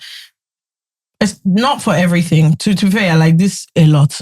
But I mean, for this particular situation, did it make a difference that you're getting a job, so there's money involved? Yeah, let me land. Because I was about to say that if there wasn't money involved. So, and from young, even pre-uni, like from like 14 to 18, it clicked very early for me, maybe earlier than my peers, that financial freedom is freedom.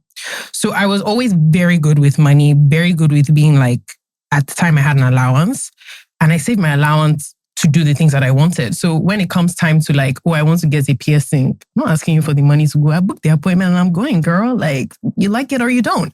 Or at the end of A-levels, or GCSEs or something, I wanted to go on 2 holidays with my friends. My mom was like, that's excessive. I was like, I'm not putting myself in any real danger. You know all my friends from school and I'm not asking you for any money. Conversation ended there. She had already fought me for going on a gap year. The conversation ended there because I was like, you don't have to drop a dime. Okay, so there's wanting support, but early on coming to terms with the fact that it's my life, so permission is not what I'm looking for here. Yes. But then it's also figuring out the how. So you're not fighting mommy and saying, and that would be £3,000. Yeah. So that's the first hook. You cannot be fighting your parents and still be under full financial thing. And that's the difference. Yeah, because when I went on a gap year, I took 1 year off, like school, everything, and I traveled and I wasn't the one paying. Yeah. So that's the major difference. With this like apprenticeship thing, that's why I didn't go and meet my mommy with Tesco shelf stacking, which was genuinely a plan. I just had crazy self-belief. I was like, no matter where I go, I'll be okay and I'll rise to the top. But then I was like, in terms of the optics of presenting this to my family. I lied to you. The story we'll be telling today will be different if it wasn't JP Morgan and it was Tesco that you went to. So I was like, we need something that is sweet in the mouth going to be credible, going to be whatever. So then I found the apprenticeship and then I was like, and at the time, the huge hoopla, the huge scandal was that I wasn't going to get a degree. It was just going to be financial qualifications. Okay. And they were like, so you'd just be like anybody, just walking around with 3 certificates, no degree to your name in Nigeria. No. I was like, who's trying to end up there, honey? Like, don't bring that place into this right now. Like, that's not my target market for now. And so I applied and I was very understanding of the fact that this was very new. So I didn't have rah pride in how I handled my mom. I was reading like last year, she sent me an email with all her questions. I sent her an email with everything. First of all, I approached the thing almost very formally. I sent her an email with like emailing. Can you imagine? I sent her an email being like, this is why I don't want to do this. This is na. Gave her the opportunity to air out all her concerns. She gave all her concerns. I had replies for every single one of them. It was very thought through. And I was like, there's a fallback. I knew I wasn't going to go back to LSE, but I was like, we can. Should I need to? I can go back to school. Postpone my, what do they call that thing? When you like leave for a year with the intention to come back. Okay, yeah, I know what you can like defer. Thank you very much. You can defer for a year, even though my apprenticeship was 18 months. So I was like, the numbers ain't adding up. Like, can I defer for 2 years? And so yeah, after I got the okay. And I think my grandma also played a huge part. My mom was just like, look, she tried your way, it didn't work. Like, let her go and try. You know what's funny about Mama is like in some ways the most traditional, but every time one of us wants to do something that seems alternative, Mama is always the first person to be like, okay, let's hear what. Okay, do it. Like, it's so funny because in one sense, she's the most traditional. We argue about things like that a lot. So little things will be like, me, I'm always like, but you know, this babe cares about earrings or whatever. Just wear it. This babe says she's not wearing. I'm like, this discussion is not worth it. But Mama will now turn around, somebody who cares about if you wear earrings all the time or not, and just be like, listen, live your life. I don't care. Like she like do what you have to do. Behind the scenes, she was great. A little puppet master. That's nice. But I think that thing of knowing your own mind and being able to be, I think we're raised to have like concession on most things. So it's very, very hard to figure out when to start saying, this is what I want to do.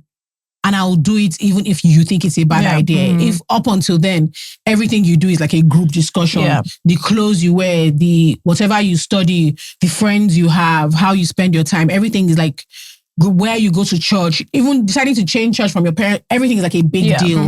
Deciding to change faith, whatever. So I'm very... I appreciate you explaining that. I have a different part. question because this is family, but like friends. So if you look at this Paris thing, when you said you were moving, one of the things for me was now, so all this time you've been working. All your friends are in uni, so they've had a lot more free time than you. You have to wake up. You're waking up at 6:30 or 6:15. I was waking up at 5:45. Okay, sorry. You were there, Sha. You were waking up. Us were sleeping. Good. You were waking up super early, but your friends are in uni, like they can skip a class or whatever. So you already had a different kind of lifestyle than your friends. Then everything finished. You finished the apprenticeship. You went to Paris at first to do an MBA, but then you stayed. And I remember thinking, why are you moving to a different country when none of your friends are for what? Now that you're free, as in you finished being different from everybody, now you can be in London or in Lagos, all your friends are there. Then you are not like, nope, I'm living in Paris. So, you know, a lot of times people find it easier to kind of rebel from family. But like when it's your social life and your friends, that's a lot more difficult. But you just kind of up and left. You have to know yourself. One thing about me, I'm good with people. I'll find people wherever I go. All right, what a baddie. That's actually just the least of my concerns. Like I will create community wherever I go because that's something I value. So imagine me going to Paris, not having a girl group to talk to. Are you kidding me? No. Even at work, like I found mentors within 2-3 weeks. I think that was a bit of luck as well, meeting the right people. But like I really do believe in the value of people and community. But Paris didn't just like happen. I loved Paris. There was one year I went to Paris 5 times. It was a place that was like, you know, there's some places you're just I went to Paris like 8 times a year. Well, I didn't move there. Abuja, Jola, jail. I'm so far away. I know some people are listening to you now talking about Paris 5 times. Please. Jail. First of all, I'm jail. just joking. But yeah. So I lived in London for context, so not Paris 5 times from Nigeria. Let's actually make things contextual. And it's a train ride away. A 3-hour train ride, Max. So it's not that long. And Paris was because I wanted to move out of London. At that time, London is a dead city. Not for me. London is a dead place. It's not. Then now, wish you best of luck. And it just made sense. JP Morgan towards the end. I won't talk about that. But towards the end, I really had to leave. Then I took a cool-off period of 6 months. Then I tried to get into fashion. And I'm very humble when it comes to new beginnings. I had 4.5 years of experience. I started working when I was 19. So I was still like relatively on par with my peers in terms of age. Like people had done masters. They were getting their first job at like 22, 23. I was like, okay, I'm 23 or whatever. Like starting from the bottom really doesn't mean anything to me. Nobody would answer my CV in the fashion world. Internship or free or unpaid or no. Because my CV was so finance-based. CV, yeah. And I didn't have the techers to tweak it to be like, I actually can do everything you're asking for. Like it's really not rocket science. So I always wanted to be in fashion. I just thought I would study. Do you know this law? I thought I'd study fashion design growing up. You don't know this law. Can you see now? She doesn't know. I thought I'd do fashion design growing up. And I thought I'd go to uni to study it. Then I went to Parsons in New York because, you know, that was the place. I remember this Parsons. I went to Parsons in New York. I carried my mommy there. I said, this is what I'm going to do. After just visiting for maybe 4 hours, I said, I can never come here. Imagine being around creatives 24/7. Everyone there was just dystopian. I was like, what is in the air? What is this energy? Slightly on edge, just weird, whatever. And then I was a bit of an academic snob. And I'd advise anybody who's at this stage now of being like, if you want to do something creative and you're also smart, but generally you want to do the creative degree or whatever, just do it. A big part of it was like, if I study fashion design, nobody will know that I'm clever. Dead ass, which is the complete wrong way to think. Nigerian But I was like, if I actually study fashion design, it doesn't matter if I'm coming out with the first Pro Max top of the class valedictorian. Nobody's going to know that I'm clever. That's so Yoruba. It's so so deeply I Yoruba. needed them to know that I was coming. So the next best thing was to do finance. Yeah. That was actually such an apropos Yoruba way of thinking. No, I'm joking. I went through a no, but I understand stage. what you mean. It's like, no, you want to show them that I'm doing this creative thing, but it's not because I couldn't do any other thing. Like I'm smart and I have the. I know that's how I raised myself it's like very it was Yoruba. fashion design. Then I said, okay, product design because that has a bit of physics in there. Yeah. Then from product design, I said product management. That's when I think, then I just landed in management. Then I did management at uni. Then I ended up in finance. But in school, I was always interested in finance as just a sector to get into. So it was not something that was a fallback. It was like back of the mind. But fashion was always my first love. Obviously, at the time, I thought I'd be on the creative side. As we can see now, where I'm landed is the business side. And that was what I was looking when I was in this break trying to get back into work. Then I worked in strategy, relevance. And then 3 months into that job at a bank again, but such a lovely experience. I was just like, look, what are you waiting for? It's time. Like all this waiting to make a move. Like you need to move your life and do things to allow your life move in the direction that you want. Like it's not going to happen to you. You have to make the moves. So I was like, what can give me credibility? Do you think, sorry, before you continue, do you think like media has made that thing worse? This thing of waiting for something to happen to you. So you want to have a certain type of life, right? And I find that when I talk to a lot of people, the general thing is we're reticent to move our lives along in that direction. Yeah. It's almost like we're waiting for a sign, and the sign will be somebody else coming to say, hey, have you thought of doing this? And because that person has said, hey, have you thought of doing this? It's like a confirmation that now allows you to say, yes, I'm meant to do this. Or while you're at, so let's say FK and I want to go to Australia. And to go to Australia, all we really need to do is figure out how to get there and go. But what we want to do, we'll wait for somebody to say, do you guys know you have a fan base in Australia? Wait for and then we'll say yes. So things like 4 or 5 things now need to line up so that we'll not say, the stars have aligned. So that when we're telling the story, it will be that, and this happened. And then when this happened. And then it was now like, obviously, you don't just want to push through and like force the issue or push yourself in.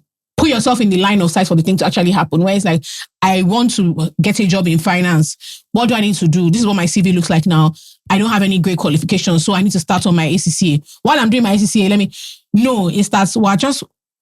it's this thing of like waiting for some serendipity. It's not the time. When is the time? I've been praying about it. I've been thinking about it. I'm praying about it. I'm trying to figure out my next move. When you already know in your heart of hearts what you want the next move to be, it's a thing that I don't know maybe apart from my friends that actually like worked in something direct like medicine, finance, they want to be bankers. A lot of people I speak to, and this is even with, I work in consulting. It's like, this is what I think this is what I want to do. It's a lie. You actually know, what you want to do. But there's something mentally that keeps people kind of waiting. Okay, 2 things you said about the media. Do I think media is making it? Yes, media is making everybody think the same, look the same, feel the same.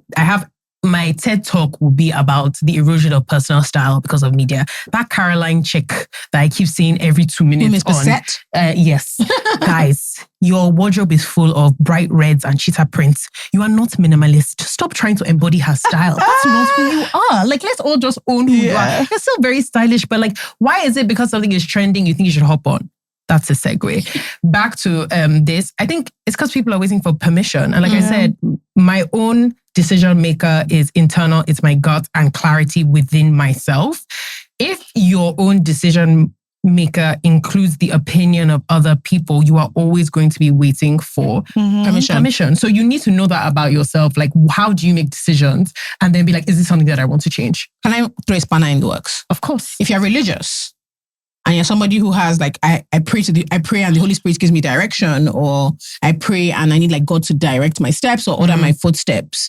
This question is not for you. But we're going to have a pastor on soon. And I want to ask, I have a theory that, how the way we practice religion in Nigeria makes us like low agency. Low agency people. Yeah, for sure. So we hide behind like God and the Holy Spirit and kismet and prayer. You use the praying, the waiting to be led, all of that, and just a lot of when we get into that. But there's a lot of the way people use religion sometimes to not have their own agency, just in life. And you carry on.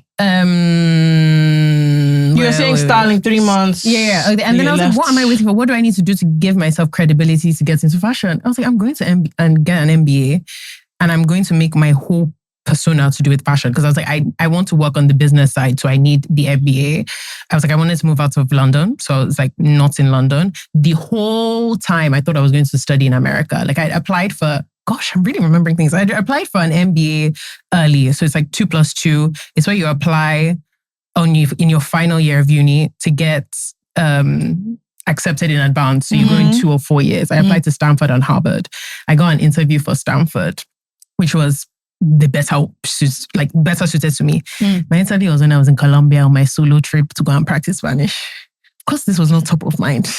But I had a dip in the pool. Yeah, sorry, that was another thing you did. Mimi went to live with some people in Colombia where my mom entire concern was about the cocaine. Yeah, she was on the way there. She just kept saying, I hope they're not part of the mafia. What was the Colombian equivalent? She kept saying that, are you in Medellin? She kept being where Pablo? And I just thought... By the way, she knew about this plan. It was not secret. She kept on the saying that all these Pablo... I hope they're not part of the cartel. I said, yeah, they are. Because I know this. Every time when I get there, a picture of like, this family thing, she just said, they're not selling cocaine. Yeah, that was interesting. But I just was not in the right... Anyways, I didn't get in. Reapplied, but then I knew that America was not the right place. Like luxury houses, they're not really there. I decided that I wanted to go into luxury. And then I was like, I've landed in Paris. I'm going to go to Paris. A whole bunch of other stuff happened, but I'm not trying to take you guys on too long of a journey. But I think the moral of the story is that you're quite a high agency person. Yes. And you figure out what you want to do. And it's sexy to say you don't need permission, but it's not about you don't need permission. It's that you choose something and you trust yourself to see to the end as well. Just like... Which is important because I think you've built a trust. You don't have a trust deficit because Mimi said she's going to do an apprenticeship. She did the apprenticeship. She finished it. Worked for a couple of years. So you built up like now, it's just like if you say you're going to Singapore, we're just like, sure, whatever. She'll figure it out. She'll figure out the financials. She'll do her research. She'll figure out how to be safe, which is also a thing because it's more than dreaming. I was talking to Tosin, this guy about doing what you said you're going to do and how that makes... So for a long time, I was very upset because I felt like my family wasn't supportive of my creative dreams. But then one day I was thinking about it and I realized like the only thing that told my parents I wanted to work in film and the creative thing was that I said it. Yeah. There was nothing... I hadn't done anything that made it clear that I was serious. When I say I hadn't done... Okay, I want to go to film school. You didn't apply. You didn't do anything. You have not gone to... No, we didn't come back home one day and say, where is Yola? And said, she went to work on a film set. There's nothing... All you've done is you've said you want... And that's a lot of people. We all just want... I want. You people are not supporting me. I just want to do this thing. Yeah. Okay, you want... But you're asking me to take such a big risk. You're asking me to take a bigger risk as a parent who doesn't understand this thing based on your want. I've not seen... You've not done anything. You don't even act in school plays. Like, I've not seen anything that tells me that this creative dream, this finance dream, this child... you want anything. Like, my dad is always joking about that he'll ask people like, you say you want to get married. And he's asking you, like, what are you doing towards it? And you're acting like he's crazy for asking you, what kind of dress do you want? You don't want it. Where would you live? How much is rent in this area? Yeah. You don't know anything. You want to move abroad. What country? To do what? Like, are you moving via school? Are you moving? And the day I came to that thing, I was like, I was really hard on my parents. Do you know what? I think on this, for me, it's not even hard on other people. I think for yourself, one of the most important things, like just as a person who has agency, is that when you tell yourself you do something, that you do it. Yeah. Because after a while, you stop rating yourself. You too, you know that when I have thoughts, is it not us? Shebe will be here. Not last week that you said that you're going to do. And when I find myself that I say something, I'm just like, sis, Last week's on that you said they are going to do. It's only 12 of us that here. Yeah, your to-do list. Your to-do list, you've not done it. Then you're all of a sudden going to pick up another. So I find that for me, it is like not even, it is a self-trust of not to myself.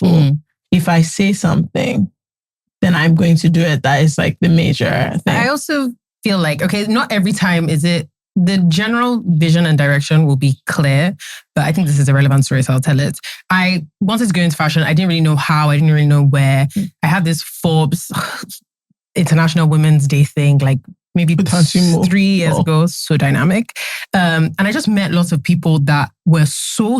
This one trip gave me so many people that were so central to my life in Paris. It was insane. And I met this lady and I was telling her, yeah, I want to go into fashion and I think I'm going to go and do an MBA. And she said, go to HEC. And I was like, oh, okay. I come back to the UK. I'm doing my research on which MBAs are like, notable because I don't know anything about French schools, really. I only knew about American schools because they're the ones that are in popular culture. And so I thought I'd go to ESSEC and I applied, I got in and everything. And then I messaged her being like, oh, I applied, I got in and everything. And she said, go to HEC. And something just went, a word is enough for the wise.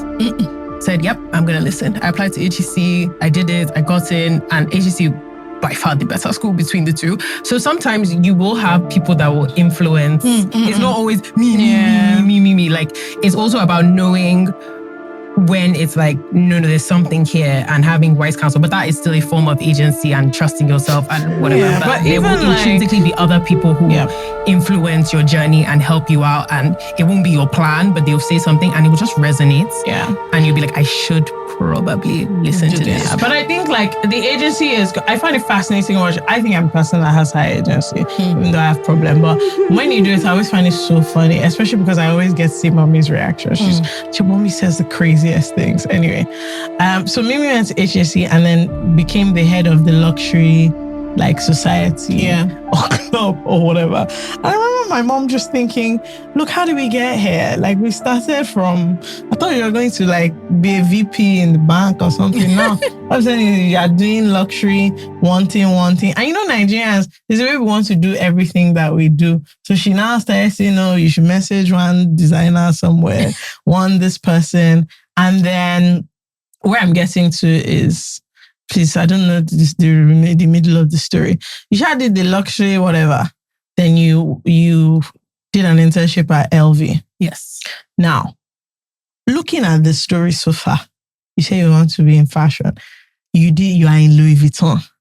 You are in France. You are doing Mimi in Paris, in France, in Louis Vuitton. You guys, the next thing, Mimi came back to Ikoyi. I said, God. I said, God, I beg. Look, me and mommy, we've made it. She's in Louis Vuitton. Maybe she will enter like Chanel. All I see in my future, bags. There'll be bags for me. Okay, Mimi's not in Paris. I'm like, I can use this to my advantage. I'll dip into Paris a bit, have a bit of an employee discount. Do you know what I mean? Like now there's like a European life that I can live. Maybe she'll get invited to 1 or 2 like shows. I can go. The next thing I heard, Mimi started saying she feels wanting home, Nigeria. I said, I'll never forget when Fiancé told me. I was so confused. You know what? My mommy called me. Like, is she dating somebody? What's going on? I swear to God, why is she coming home? I was like, it has to be a man. They're the only ones that cause that kind of. Mommy called me that we should pray for discernment. That we should pray against any false witness to Mimi telling her that she should come back to. We said, no, you're in Louis Vuitton. Like where we are going to, we've gotten there. You now came home. I said, why did you want to come home? It was time. Okay.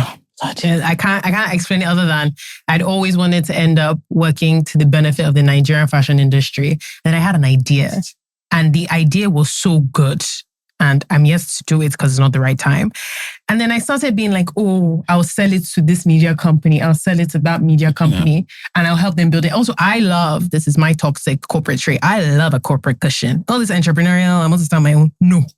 I want to go there, have a ladder to climb, be able to clock out and still get paid. Truly, sexy, dreamy. Yeah, bit of me. So all these Nigerian, my friends, Instagram page, launching business, one thing, two things. Every day someone is launching a new business. I was always like, wow, guys, that's really tough for you. Like, good luck out there. I wish you the best.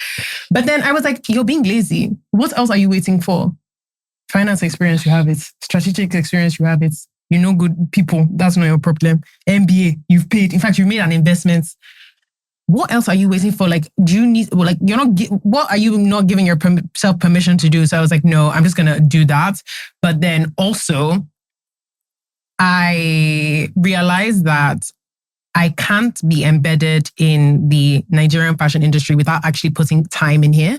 So is it from Paris that I'll create a name for myself as someone to be in the know or to be connected with in Nigeria? Yeah, but couldn't you have just out of sight, out of mind, I have brother. like 5 or 6, you have to put in the hours. You have to put in the. Do you know what I mean? Still get their love. I'm going to be very rich, and you can get all the bags. Like in the company. Do you know what I mean? Like now, I have to like buy from the shop. The whole thing is just but also, for me very jarring. If we actually do the math, staying in Paris, earning fashion salary in Paris, Louis Vuitton, LVMH, Kering, whatever. I looked at all of them.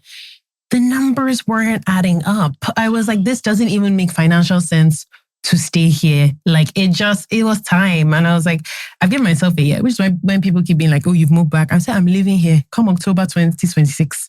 I do an analysis.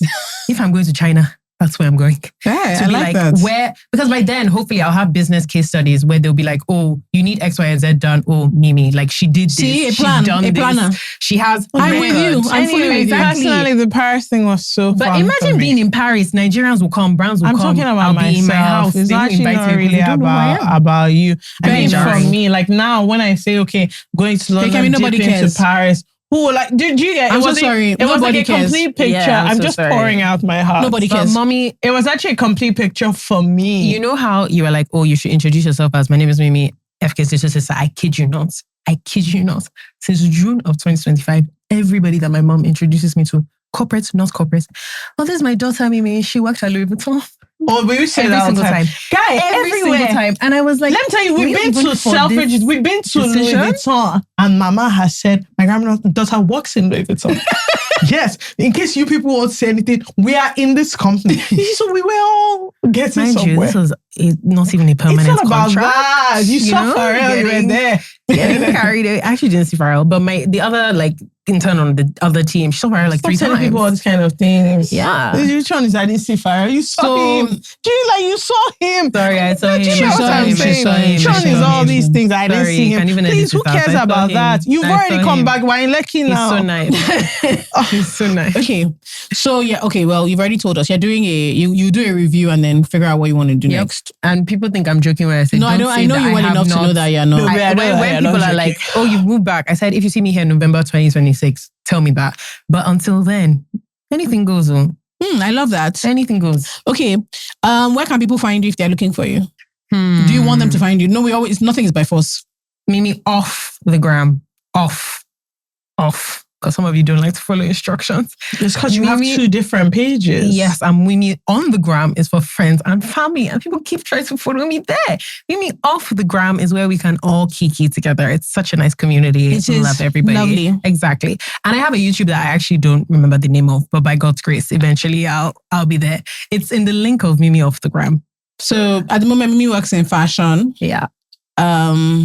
And business. Yeah, the business of fashion. She doesn't want to know you outside of Mimi off the gram. Yes. So don't try and be too friendly because she actually will give you a blank stare that's not very nice. Oh, sure. That's not very nice. What else? We didn't talk about travel. Guys, travel more if you can. I think the more you're exposed to different cultures. Honestly, there was a running joke. I'm not joking. Like 3 years, someone would just be like, "Where is Mimi?" And kid you not, Mimi will be in Egypt. There's a year I went to 14 different countries, not cities, countries. Love that. But I will say, the more you travel and the more you're exposed to different people, you find out people are just not as scary as they seem. Like you go there and you find out, oh, the food is not as like foreign as it may seem. The people are not as scary as they seem. Like everybody is fine. Just it really opens your mind to again, not be I will maintain that because around of the way Nigeria is, we don't see travel as like enjoyment or experience because of the access. See what we just said? You can save up and take a train to Paris. Now you're in France. You can drive to so place.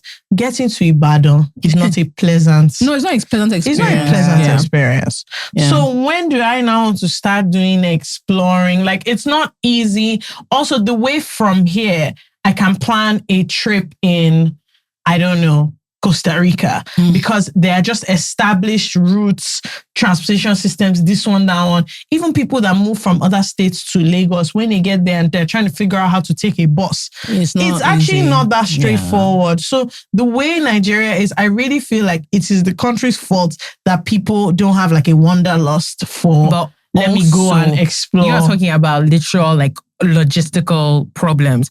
Nigerians are taught to be scared of things that are different and new. Like it's not like to be explored. It is we don't know that one. So we're not trying to mingle with that. And obviously don't jump into the deep end and go to somewhere that you're going to be whatever. But even if it just starts with your neighboring Cotonou, Senegal, you say Senegal far. But I like that style. Togo. Yes, Togo is actually very nice. So Accra, Ghana. But yeah, thank you for coming, Mimi, because you are not going to allow us here what if you didn't come. Actually. This was very serious. I want a more lighthearted episode next time. See you later in the year. Yeah, I'll be back, guys. Don't worry. Yes, sure. I don't get. Don't panic. Everybody stay calm. I'll be back. Okay. Thank you for coming, Mimi. We'll see you guys next. Bye. Thanks, guys. This episode of I Said What I Said is brought to you by Carousel Networks. We are your hosts, Feyikemi FK Abudu and Jola Jules Aye. Our producer is Debbie Romeo. Our production associate is Theresa Ajayi. Our social media manager is Najiti Anira. Our cinematographer is Divine Nabuko. Our audio engineer is David Kenny. Our camera assistants are Mark, Peter Amy, and Abolade Uluyede. Our guest today is the one and only Mimi Abudu.